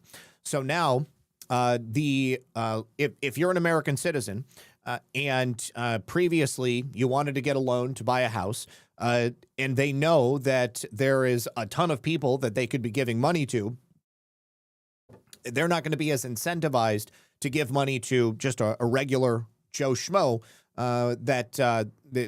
like you or me. Instead, they were giving free money to illegal aliens, and then when they did give people like us money, they would charge us more for that money. And this is instead going to completely end that as a practice. Even the provision of the most basic financial services, absent proper know your customer practices, can be abused to facilitate the funding of activities that pose significant threats to national security and public safety. Think about things like human trafficking, child trafficking. These people are laundering their money through banks, and many of them are American citizens. Many of them are not American citizens. So making it more difficult for that financial transaction to take place makes it a lower incentive for these people to continue operating in that way. It forces them to start doing it a different way. And I believe that the federal government, Treasury, and FBI, DOJ, they're going to be watching for that. Low dollar cross-border funds transfers have been used to facilitate or commit terrorist financing, narcotics trafficking, human trafficking, and other illegal activity. This is specifically pointing to Minneapolis. Financial trend analyses have uncovered hubs of deadly fentanyl-related financial activity in the United States related to Mexican-based cartels. A recent analysis of Chinese money laundering networks identified how foreign passport holders have used United States-based accounts to facilitate and launder over $312 billion for criminal organizations, with human trafficking highlighted among the activities associated with the transfers. Robust customer identification programs and enhanced due diligence measures are necessary to mitigate these risks. Banks and other financial institutions should also be attentive to the credit risks posed by the extension of mortgage and auto loans, credit cards, and other consumer credit to the inadmissible and removable alien population. Many of those borrowers face the possibility of the loss of wages due to their removal or their employer's decisions to comply with immigration law. Lending to aliens without legal work authorization or who face a substantial loss of wage risk creates a structural ability to repay deficiency that undermines the safety and soundness of the national banking system. In other words, you better think twice about whether or not you want to risk the stability of your institution, because we're not going to bail you out. Additionally, employers who violate immigration law may underreport wages, use mismatched or invalid Social Security numbers and taxpayer identification numbers, or fail to properly withhold or remit payroll taxes. Such schemes can create vulnerabilities within our financial system by obscuring income sources, distorting credit underwriting, and facilitating underground economic activity. It also places those employers at criminal risk for the actions they're taking as well. And take my dip out. Okay. It is the policy of my administration to restore integrity to America's financial system, safeguard financial institutions against structural risks, and deter fraud and abuse. The term Federal Functional Financial Regulator means the Board of Governors of the Federal Reserve, the Office of the Comptroller of the Currency, the Fed Deposit Insurance Corporation, and the National Credit Union Administration. Within 60 days of this order, Treasury Secretary shall issue a formal advisory to financial institutions regarding the risks associated with the exploitation of the U.S. financial system by illegals. This advisory shall describe specific red flags and typologies. So they're telling them, you need to look for this, and you need to tell us when you see it. And then they're also going to be pointing out the patterns for payroll tax evasion, also by labor brokers, and they're going to be going after people for not paying into the system in the way that they should be. They're also going to be looking for whether or not people have accurate documents on hand, foreign identity documents, nominee accounts, shell companies, or complex funnel structures designed to obfuscate the identity of the ultimate beneficial owners or conceal the true nature of payroll disbursements. That will be directly pointed at, say, cartels or people looking to finance terrorism, or, plenty of illegal aliens might be doing this as well. The strategic use of unregistered money service businesses. So these are like the Diwali money changers, third-party payment processors, or peer-to-peer platforms to facilitate off-the-books wage payments intended to bypass Bank Secrecy Act reporting thresholds or tax obligations. So that could be, say, like Cash App or PayPal, or maybe what's the other one that PayPal has? Venmo or something like that. The strategic use of those businesses, patterns of repetitive sub-threshold cash withdrawals if people are taking out small amounts to get past the reporting requirements, financial activity indicative of labor trafficking or human trafficking, where the proceeds are commingled with legitimate business revenue transferred to foreign jurisdictions, the use of an individual taxpayer identification number to obtain credit products or open depository accounts where the applicant lacks verified lawful immigration status. They're going to be going after that. Within 90 days, the Treasury shall, in consultation with the appropriate federal function regulators, propose changes to applicable implementing regulations of the Bank Secrecy Act. Institutions must collect and verify sufficient customer identification information to reasonably identify the nominal and beneficial owners of accounts. So no more straw man accounts, people having getting accounts for other people and then the other people being the ones using it and benefiting. Institutions maintain the authority, when warranted by other risk indicators or supervisory concerns, to obtain additional information necessary to resolve material compliance concerns. Within 180 days, the Treasury and the appropriate federal regulators shall consider changes to implementations of the Bank Secrecy Act. Addressing structural credit risks in 60 days. They're going to have to clarify the potential deportation and loss of wages factors that will affect people who they kick out of the banking system. Within 60 days, the federal, each appropriate federal function financial regulator shall issue their guidance on the management of that potential credit risk that's being posed by the non-work authorized population. And otherwise, this is what you need to do. My name is Donald J. Trump. Mic drop. There we go. Thank you to Missy Brash, who says, hey, Zach and Lisa, and hi to my beloved Florida for me. We will. Thank you for being here. Appreciate it.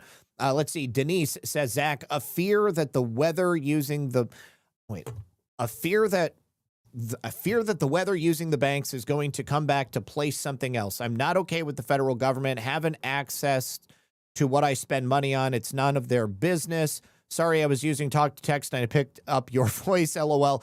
You must have said weather while I was talking. Okay, so the federal government, what this is not the federal government tracking what you're spending your money on.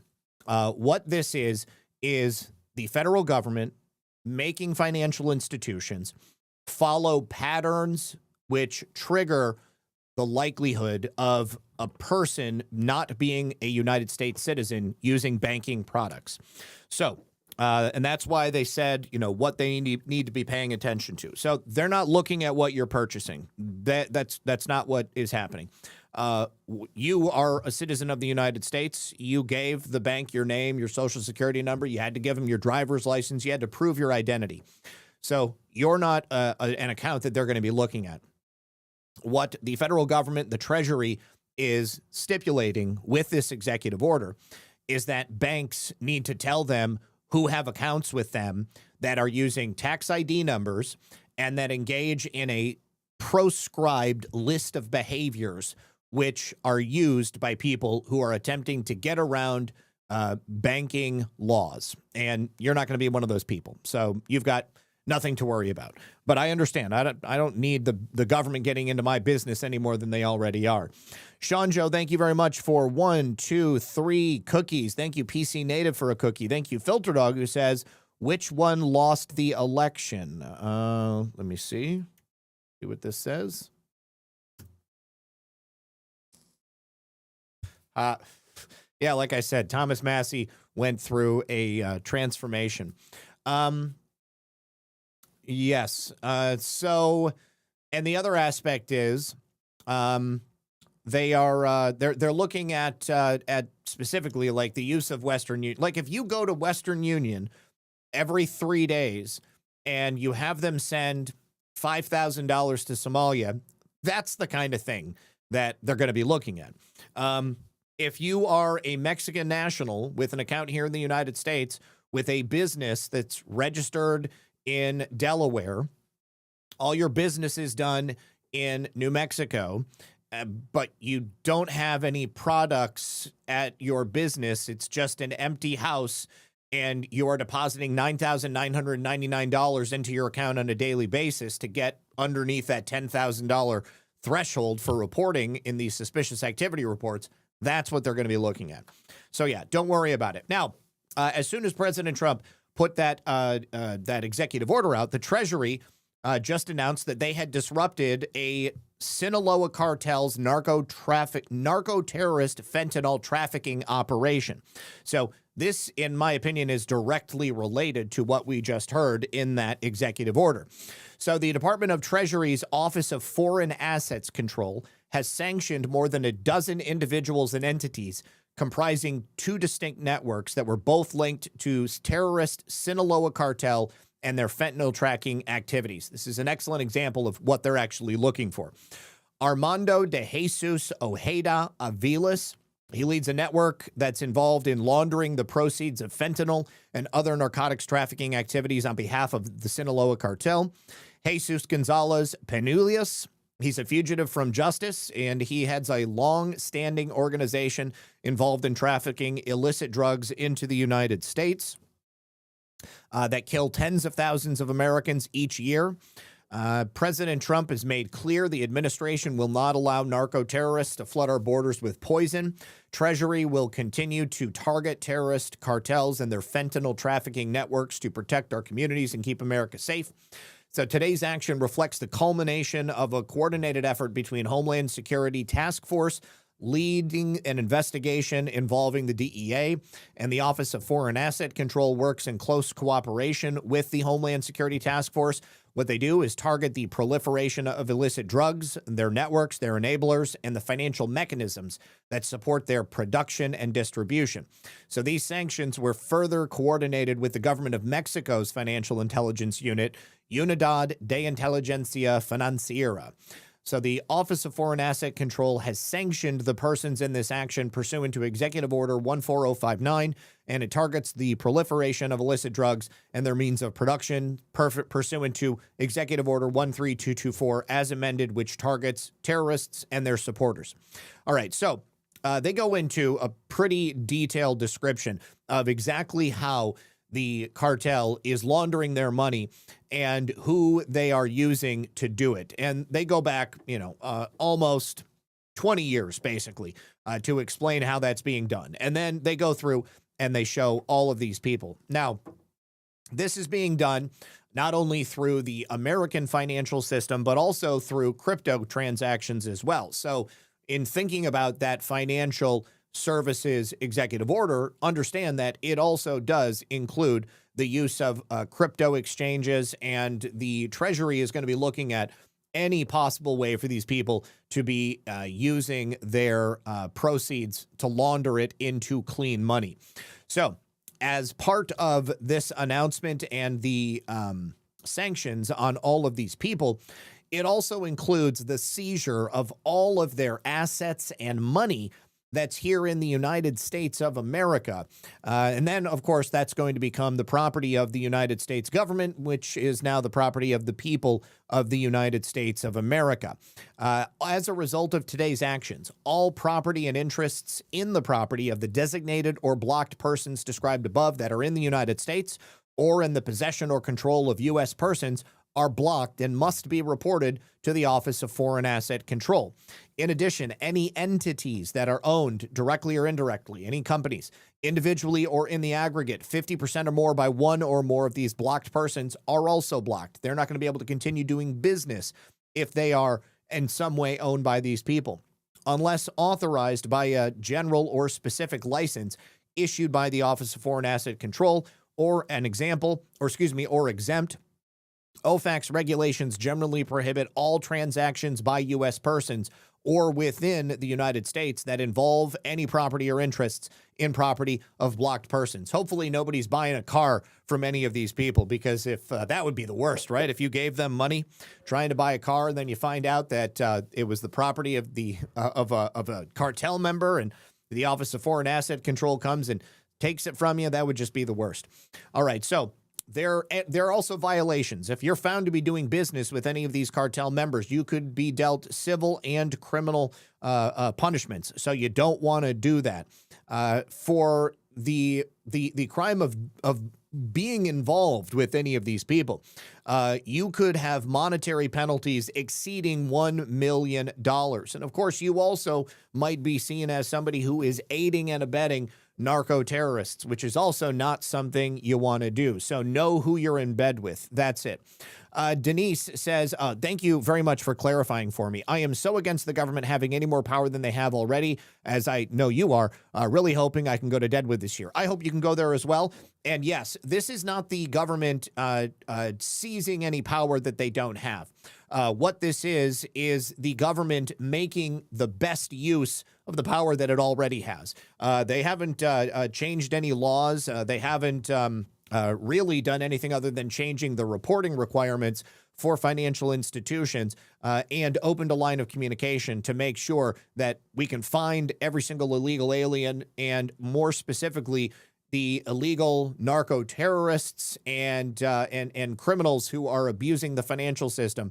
Because when these people commit acts of fraud, when they steal money from Americans, they are laundering it immediately through the American financial system, whether that's through a bank or through a Dawala money changer or through crypto. And so the United States is using its power to put that to an end.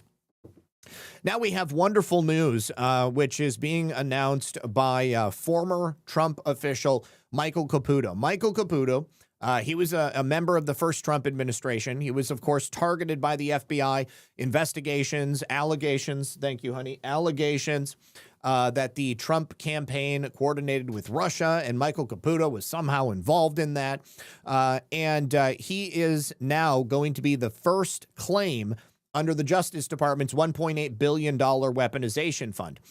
Michael Caputo is seeking $2.7 million in restitution, and we know this because he sent a letter to the Justice Department. Now, Caputo was targeted during Crossfire Hurricane, which everybody knows it's the FBI's investigation into the bullshit Trump campaign Russia collusion investigation.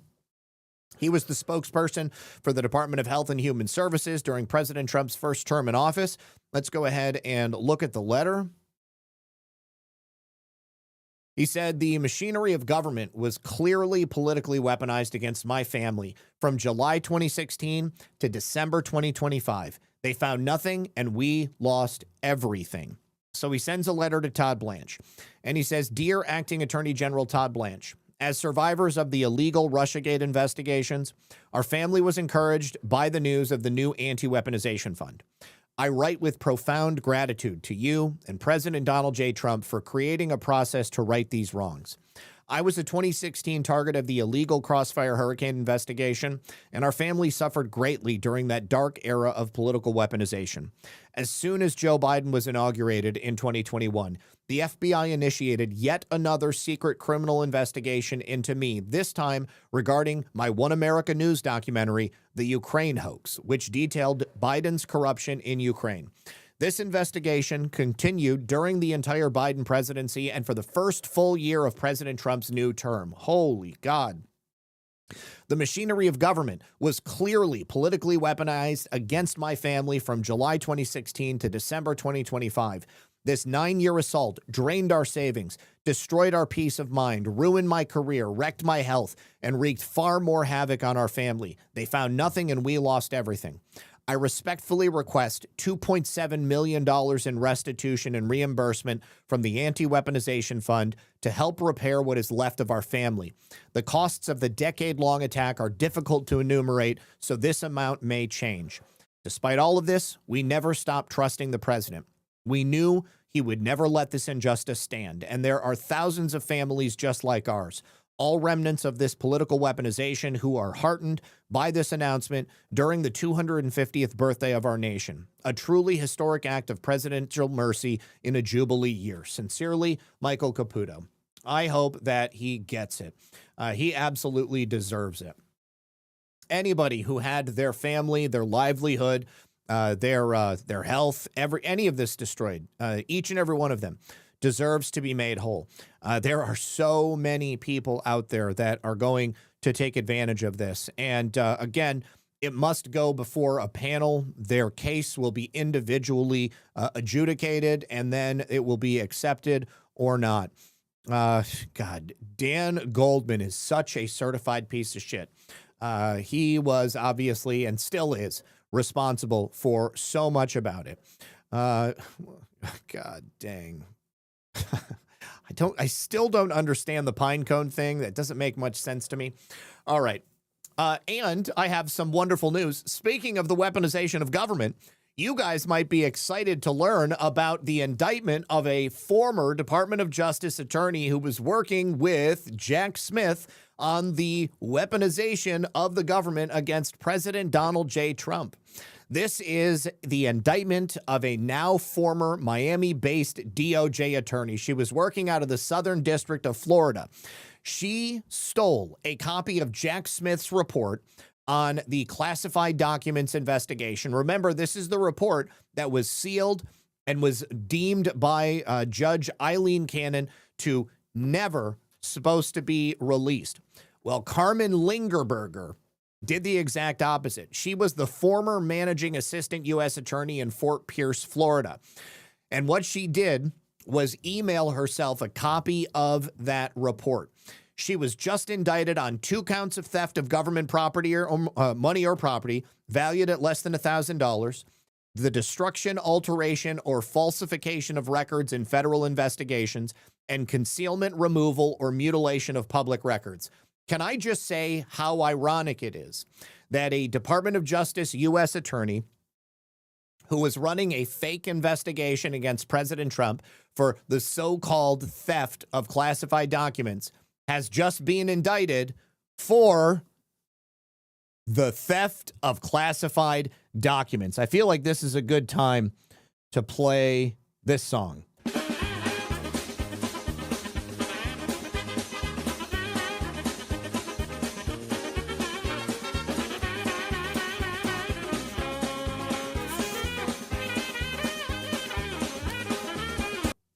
Boom! 100%, my friends, that is what you call a boomerang. Coming right back around to bite you in the ass, Carmen Lingerberger. She is a 62-year-old woman. She stole that copy of Jack Smith's report, again, totally ordered by Judge Eileen Cannon to be kept secret, and she sent a copy to her personal email account. Even more than that, she sought to outsmart the Department of Mother Effing Justice by misleading anybody who might look at her email. And she wrote in the subject line, chocolate cake recipe and bundt cake recipe. She changed the title of the classified PDF to bundt cake recipe. Of course, she has pled not guilty to all 4 felony counts, and she is facing more than 20 years in prison. They ask you how you are, you just have to say that you're fine when you're not really fine, but you just can't get into it because they would never understand. They would never understand. You're not fine, Carmen. You're not fine. The DOJ says the indictment alleges at the time of the offense, the defendant was serving as the managing assistant U.S. attorney of the Fort Pierce branch of the United States Attorney's Office for the Southern District of Florida. In a separate instance in late 2025, the defendant altered the electronic file names of government records that she received in her official capacity as the MAUSA in order to conceal her unauthorized electronic transmission of those records to personal email accounts belonging to her without being detected. The altered government records included a document compiled by the defendant consisting of portions of internal DOJ electronic messages and an internal DOJ memorandum and a DOJ report related to a criminal prosecution in the SDFL that had been court-ordered to remain under seal and prohibited from distribution or disclosure outside of the DOJ.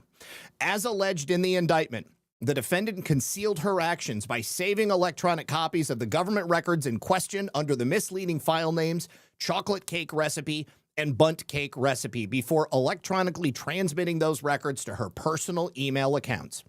As to the DOJ report, the indictment further alleges the defendant acted knowing that her transmission of the record outside DOJ directly violated the court order and impaired the proper administration of the underlying criminal prosecution.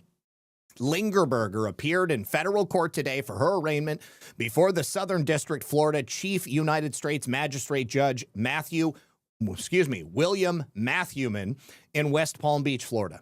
If convicted, Lingerberger faces up to 20 years imprisonment for destruction, alteration, or falsification of records in federal investigations, 3 years imprisonment for concealment, removal, or mutilation of public records, and up to 1 year imprisonment on each count of theft of government property valued at less than $1,000. Now, this case is being jointly investigated by the FBI and the DOJ and the Office of the Inspector General.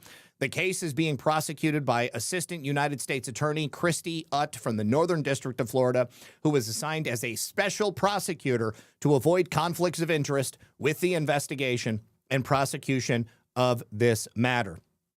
This is one of the most incredible cases of boomerang justice that I can possibly imagine. Working with the special counsel to bring down President Trump with a fake classified documents investigation, doing exactly what she was allegedly helping to investigate President Trump for, and now finding herself the subject of a special counsel investigation. Let me just also posit to you, my friends, that Miss Lingerberger, former U.S. Attorney Lingerberger, looking at 20 plus years in federal prison for the actions she took. Does anybody here think that she truly wants to spend 20 plus years in prison?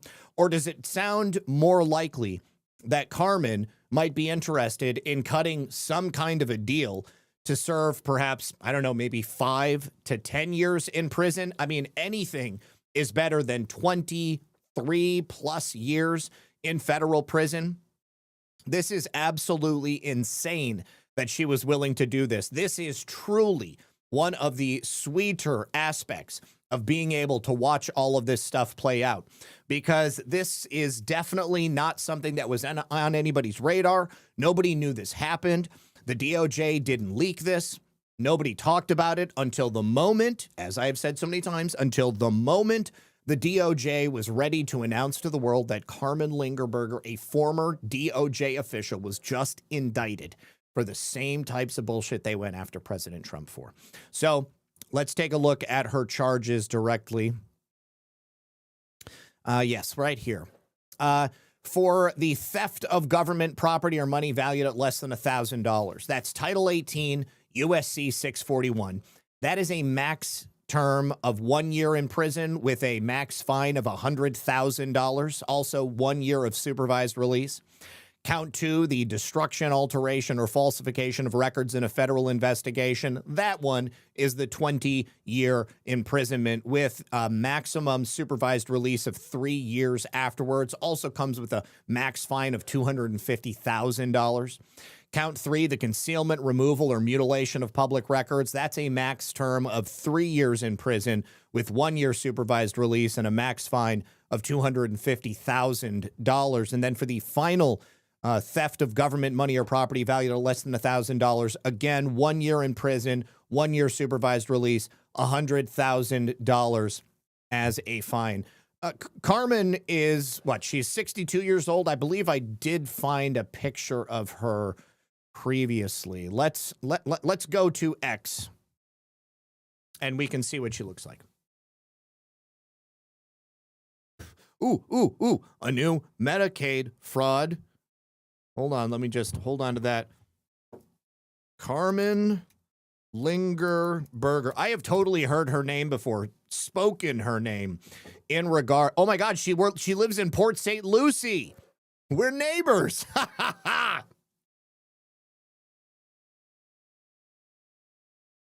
Here she is. Former managing assistant United States attorney. Former president of the NBPA. Ooh, let's take a look. What is the NBPA? Hate crime. Yeah, she committed a hate crime, all right. Okay. What is the NBPA? It's not the National Basketball Players Association. For lawyers.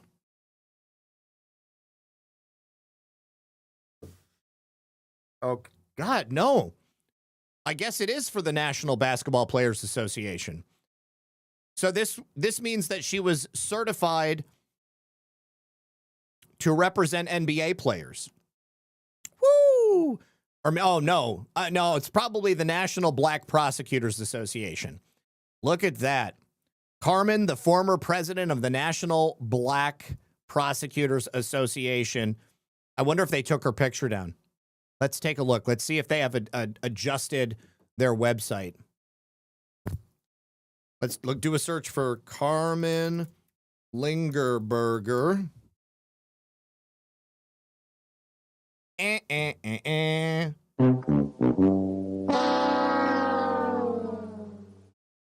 Well, they have removed her from the website. Former president no longer. Anyways, very, very excited. More, please. I will take more of this. All right, now, let's go ahead and watch this clip. Since we're talking about weaponization, the president of the Southern Poverty Law Center, well, Maya Wiley is her name. She was testifying earlier today before Jim Jordan's committee about the use of the Southern Poverty Law Center's use of extremist informants. So let's take a listen. There are a number of clips, but I liked this one. Appropriate to say, tell your donors, this is the extremist of the month. This hateful, racist guy is really bad. Send us money, but not tell those donors who you're taking their money from that we're paying this guy $140,000. Is that appropriate? Well, we have public reporting that over a dozen donors actually said that simple they question. spent the money Field Source 42 got 140 grand from the Southern Poverty Law Center, was featured on their webpage as extremist of the year or month or whatever they call these bad guys, and they were paying him and they were gating money. Is that appropriate? Simple question. And donors have supported it, and they keep trying to send So more it is money appropriate. to the Southern Poverty Law No. Center. Is that technique appropriate? That's what I'm asking. That is not unlawful to say that people have done I didn't ask if it was lawful or Z. unlawful. As you said earlier in your testimony, the court's going to determine that when they go to when they go to trial. What I'm asking you, is it appropriate? As I said, the donors have spoken. And in fact, they're trying to send more money now, and their financial institutions refusing to send the money. Ah, yes. No longer able to receive money because they're under federal indictment. It may not be unlawful, but it's certainly inappropriate. And actually, the questions of the legality will be decided when the Department of Justice brings their case. Now, from the House of Representatives, this is good news, but it may not have any bearing on real life because it still has to go through the Senate. The House has just overwhelmingly passed President Trump's bill to restrict companies like BlackRock, Vanguard, and the likes, institutional buyers, from buying up single-family homes. This is a 191 Republicans voted yes, 204 Democrats voted yes, 13 Republicans voted no, and 13 Republicans did not vote. So I don't know which Republicans voted no on this. Let's go ahead. Republican no votes on BlackRock home ownership bill. See what we get. I want to know who voted no for it.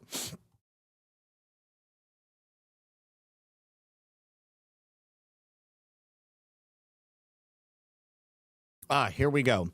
These are the 13 Republicans who voted no. Wow. Andy Biggs, Boebert, Brekeen, Burleson, Cloud, Davidson, Fine, Harris, Higgins, McClintock, Perry, Schweikert, and Self. Wow. Surprising on several of them. So yes, now it goes to the Senate. Hopefully they will pass it, but they may not. Sherman 2009 says, hey, Zach and Lisa, your favorite Canadian is still lurking around. Keep up the great work. Thank you, my friend, my leafy patriot from the north. Good to see you, homie.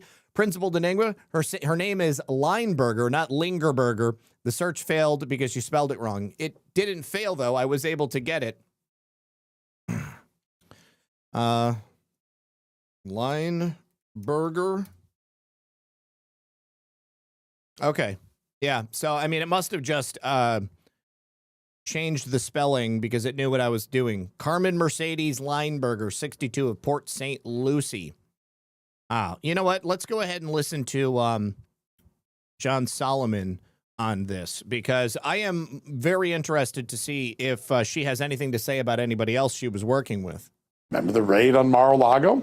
Well, this prosecutor was in support of that case. She helped Jack Smith bring those charges. She herself was charged Wednesday for allegedly. I was just saying to the people on YouTube, I love you too, homie, not angry. Illegally emailing herself a copy of the classified report that Jack Smith wrote, the report that a judge said could not be released to the public. She disguised the material, I'm not making this up, as cake recipes, and then tried to move them to her private email address, but the Justice Department's tech team discovered it. Not very intelligent. And now the indicted prosecutor, Carmen Mercedes Lineberger, who was a managing assistant U.S. attorney for the Fort Pierce branch of the Miami U.S. Attorney's Office, faces multiple felony counts. She's been charged with 2 counts of theft of government money or property, the destruction, alteration, or falsification of records in a federal investigation, and concealing, removing, or mutilating public records. She pleaded not guilty. This is the sort of case that brings accountability to a deep state that sometimes feels it can do what it wants, that it treats the American people's product as their own, tries to take it as their own. Remember, not that long ago, John Bolton, the former National Security Advisor, was similarly charged for trying to move classified information to his private email. This is another example of that. Seldom do we see a prosecutor prosecute themselves, but today we see that. Now, the department, in announcing these charges, said that in separate instances. So this is not going to be a case that is going to be difficult to prosecute. All of the elements to prove her guilt are there. Undoubtedly, this also went before a grand jury. And if Carmen Lineberger decides to take it to court, that would be the worst thing she could possibly do. So I think the only option she has is to plead guilty and to cop some sort of a deal. In late 25, Lineberger altered the electronic file names of government records that she received in her official capacity to conceal her unauthorized electronic transmission of the records to her personal email accounts. In other words, she moved in a personal email. She stole the reports, put them to some place where she was not allowed to do. We'll have more of that over justthenews.com. All right. So, yes, love to see it. Love to see it. Also, good news. South Carolina has just passed their brand new congressional maps. This is 7-0 with a gain of 1 seat for Republicans. That means that the infamous South Carolina representative is no longer going to have his job any longer. Hang on just a second. Jim Clyburn, Representative Jim Clyburn, is also just being handed a pink slip. So Jim Clyburn's illegally, racially gerrymandered district is no longer going to be in play. Siesta Randy, thank you so much for that Bitcoin donation on Rumble Wallet. He says, great show, Zach. Stay frosty. I appreciate you, my brother from another mother. And Jim Clyburn, he's going to have to find something else to do. He's been a career politician for decades, though.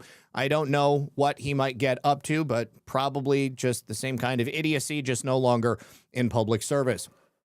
All right. Now, we also have an announcement that the Department of Justice has just charged 7 executives from Chinese shipping companies and 4 companies in total because they were price fixing the global shipping market.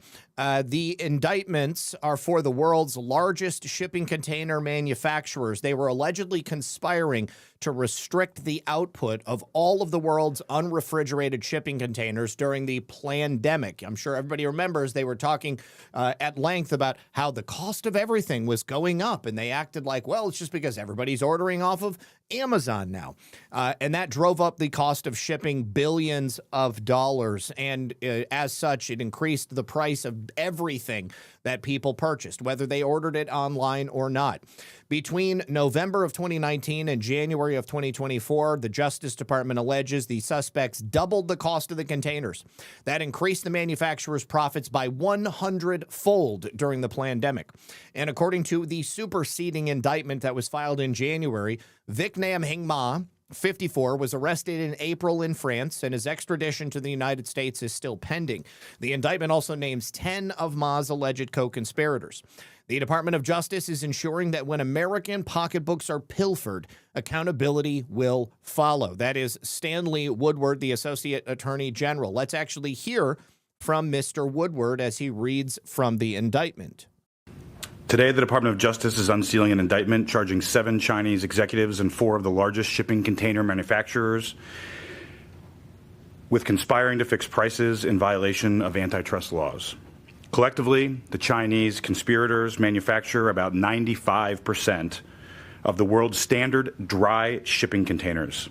These charges arise from a conspiracy to restrict the output and fix prices of shipping containers at the start of the COVID-19 pandemic. Shipping containers are key to transporting billions of dollars of goods to Americans every year. Around the start of the global pandemic, these manufacturers exploited the crisis and their market power to squeeze the supply chain for profit.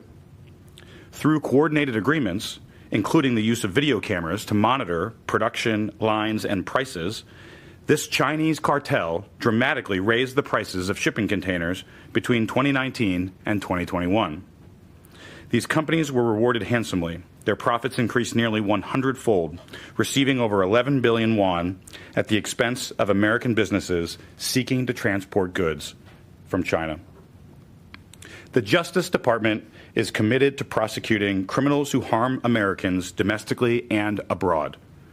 We are holding these Chinese bad actors accountable for exploiting the pandemic to fill their own coffers, and this Justice Department will continue to vigorously enforce criminal antitrust violations. So I see, I think Gizmo's mom says, what kind of goods? This is quite literally everything. Anything that would be shipped in a shipping container would have had its price increased as a result of the increase of the cost for the shipping itself. So anything that you may have purchased that would have come here from another country likely had its price raised as a result of the bulk cost of shipping increasing. And the other thing is that that also then extends out to everything else that wasn't shipped. If you've got a company that is operating here in the United States of America, selling American products, but perhaps some of the raw material has to come from overseas, they end up getting charged more to bring that over, and then they have to essentially wash and launder that cost into everything that they're offering. So it literally raised the price of everything that you might purchase here in the United States.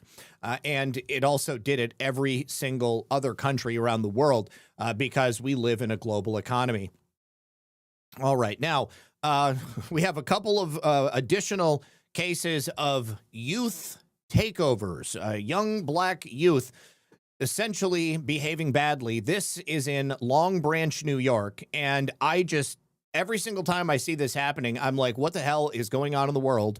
Why do we not have a greater, attention paid to this by local police or by political leaders or leaders in the black community? I mean, this is just something that you see, which is specifically centered in young black culture. And I'm just shocked every time we see it.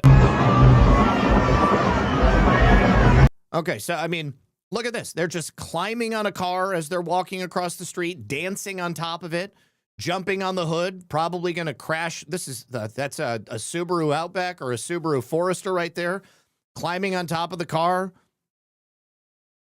and then running away.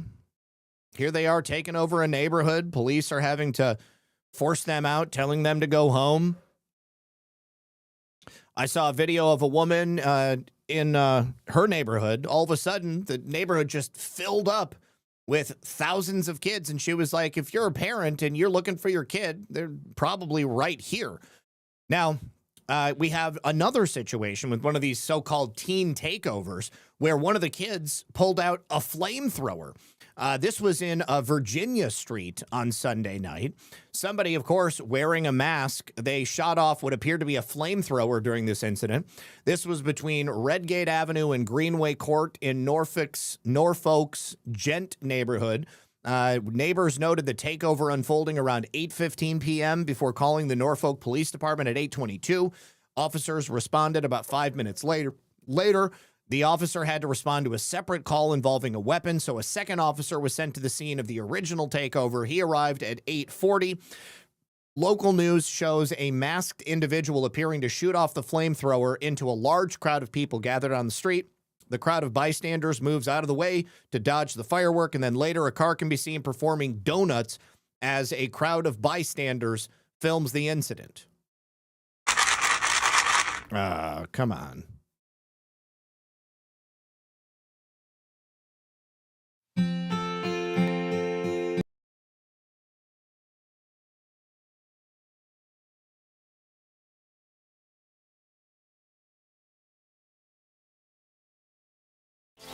Jones, making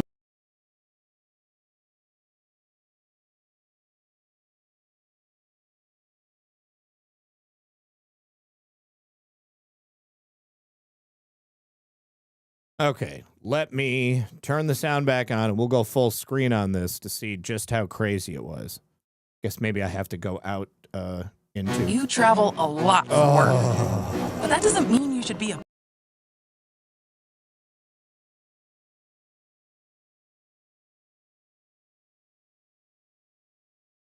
Okay, here we go. It's real this time. Norfolk police need your help identifying people involved in a chaotic and fiery scene on Redgate Avenue.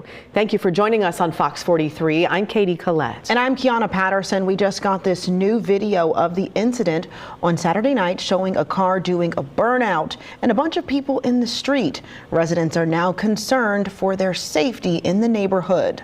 10 on your side's Michael Rinker is live where this all went down in Norfolk. Michael, one person was actually seen on the video with a flamethrower. Yeah, that's right, Katie and Kiana. It was a pretty chaotic scene here Sunday night. It happened around 8 o'clock. Now, Norfolk police say that they try and monitor what they call our street takeovers or car meetups here, and that they had sent officers out here. You know, I take issue with him using the term a car meetup because car meetups happen all the time and they don't end up devolving into what you saw right there. The streets being completely taken over. Not always. I mean, there are plenty of them. I've been to some car meetups where people show up. They got cool cars. You show them off. You drink some coffee or you have some soda. Maybe you have a grill set up and you make some burgers and hot dogs. But it doesn't mean that you have to go take your car in the middle of the street and do donuts as morons surround your vehicle just waiting to get hit by the bumper. So just take a look at this video. As you can see that one person with the flamethrower, you already see the ground around him on fire. All right, so that's a mortar. That's a firework. That's not a flamethrower. Fire. He is shooting off that flamethrower, and we also got this new video that shows several people gathered in the street when a firework is shot off, and you could see those people just trying to get out of the way. And then right here behind me where I'm standing, there were cars doing donuts as more people were just gathered around. You see those bystanders watching, some even recording on their phone as the car's coming right by them. Now, Norfolk Police's E911 call shows that they sent an officer here around 8:22. That officer actually had to leave and go to a different scene, but a second officer arrived at 8:40. One resident says she watched. So this is not D.C. In D.C., they're going to be arresting the parents, but it's Virginia. I don't know that they're going to arrest the parents in Virginia. I think anywhere that something like this happens, though, the parents do need to be arrested. I mean, like, I would never have allowed my daughter to engage in this type of behavior when she was this age. As this all started, she watched the fire start. She says the chaos really ended when the fire department showed up. I think they heard the sirens from the fire truck and that's what scared them, so they left. But they also saw the cop lights too. But yeah, they almost hit my boyfriend. They were flying out of the neighborhood. Just very confused how they got there, why our neighborhood. Did you see that? He was carrying a gallon of gasoline and just pouring it on open flames. Neighborhood, why that? It's just so random. I think everyone that lives there was so confused because It just doesn't happen there. All right, so Patty Ninefingers says, Eric Burleson does a spot on our local radio. I will ask him why he voted against the BlackRock bill and report back on Monday. Awesome, dude. Thank you for that. Yeah, I am very, very shocked to see Burleson's name on there. I mean, normally I really like the way that he votes, but definitely appreciate you doing that bit of recon for us so that you can tell us what the deal is. All right, so I think let's go ahead and end with this. Acting Attorney General Todd Blanche and the DOJ have just announced that the DOJ has followed through and they've indicted Raul Castro. Now, when I mentioned this as a possibility the other day, Castro's like 92, 94 years old. The only way that this would work is if, as part of the negotiations between the United States and the Cuban government agreed to hand Raul Castro over. Now, I think that's actually exactly what's going to happen. Take a listen to Todd Blanche here.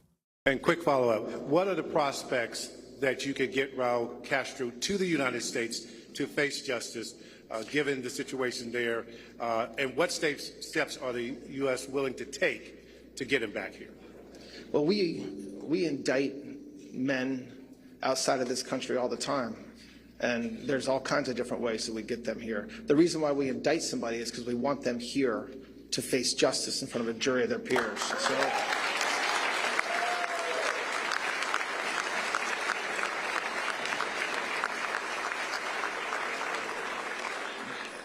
how we go about doing that obviously depends on the circumstances in the case, and I'm not going to go beyond that, but we expect that we didn't indict. This isn't a show indictment. This is an indictment because we expect that there was a warrant issued for his arrest. So we expect that he will show up here by his own will or by another way and go to prison. Next question. So now, President Trump also, this morning before the indictment was announced, had mentioned that we currently have authorities, figures in Cuba, not only because there's an ongoing negotiation, but because we have a presence there. Obviously, Gitmo is there. But I think that it goes a little bit deeper than that. I think that we're also on the verge of a major turning point in Cuba as well. Now, in case you don't remember, this indictment is for a takedown of a number of civilian planes, which happened back in 1996. There were 3 aid relief planes that were flying to Cuba to bring aid, and Raul Castro had ordered the Cuban MiGs to fly up and shoot these planes down. They did so, and there were several U.S. citizens who were killed in that attack.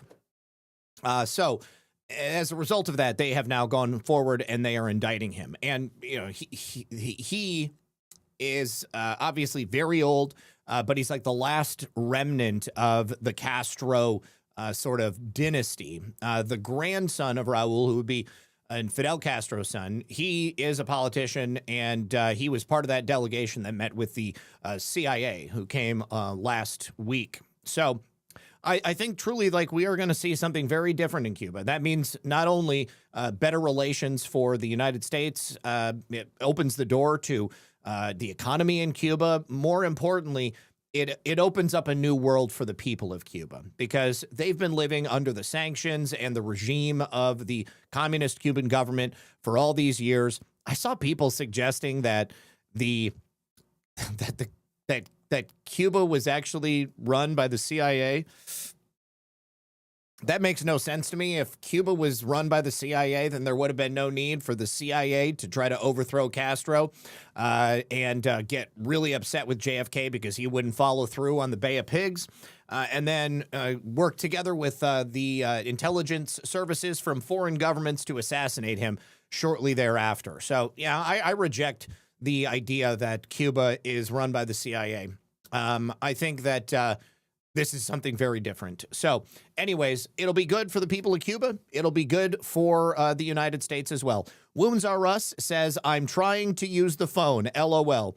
SD Gardner says, you know nothing, Zach. Well, you know better than me. All I'm doing is giving you my opinion. Let's see. Also, Sean Joe, thank you for 2 more cookies. I appreciate you. All right. And let me see here if we've got anything else that I need to tell you guys. No, that is going to be it. Okay. And yeah. So yeah, Cubans only have rum. They may have, they'll have a lot more after we make this deal with them, and after the Cuban economy opens, and after we have the ability to, come down there and have normalized relations with them. I think that it's just going to be a wonderful thing for the people that live there, and it opens up a lot of different doors. All right, you guys. I hope that each and every one of you who are having who have enjoyed today's program, if you haven't yet, please do me a favor and hit that like button. And I hope that I will see you back here tomorrow at 5 p.m. for another episode of Red Pill News Live. So until that time, good luck and God bless. Peace.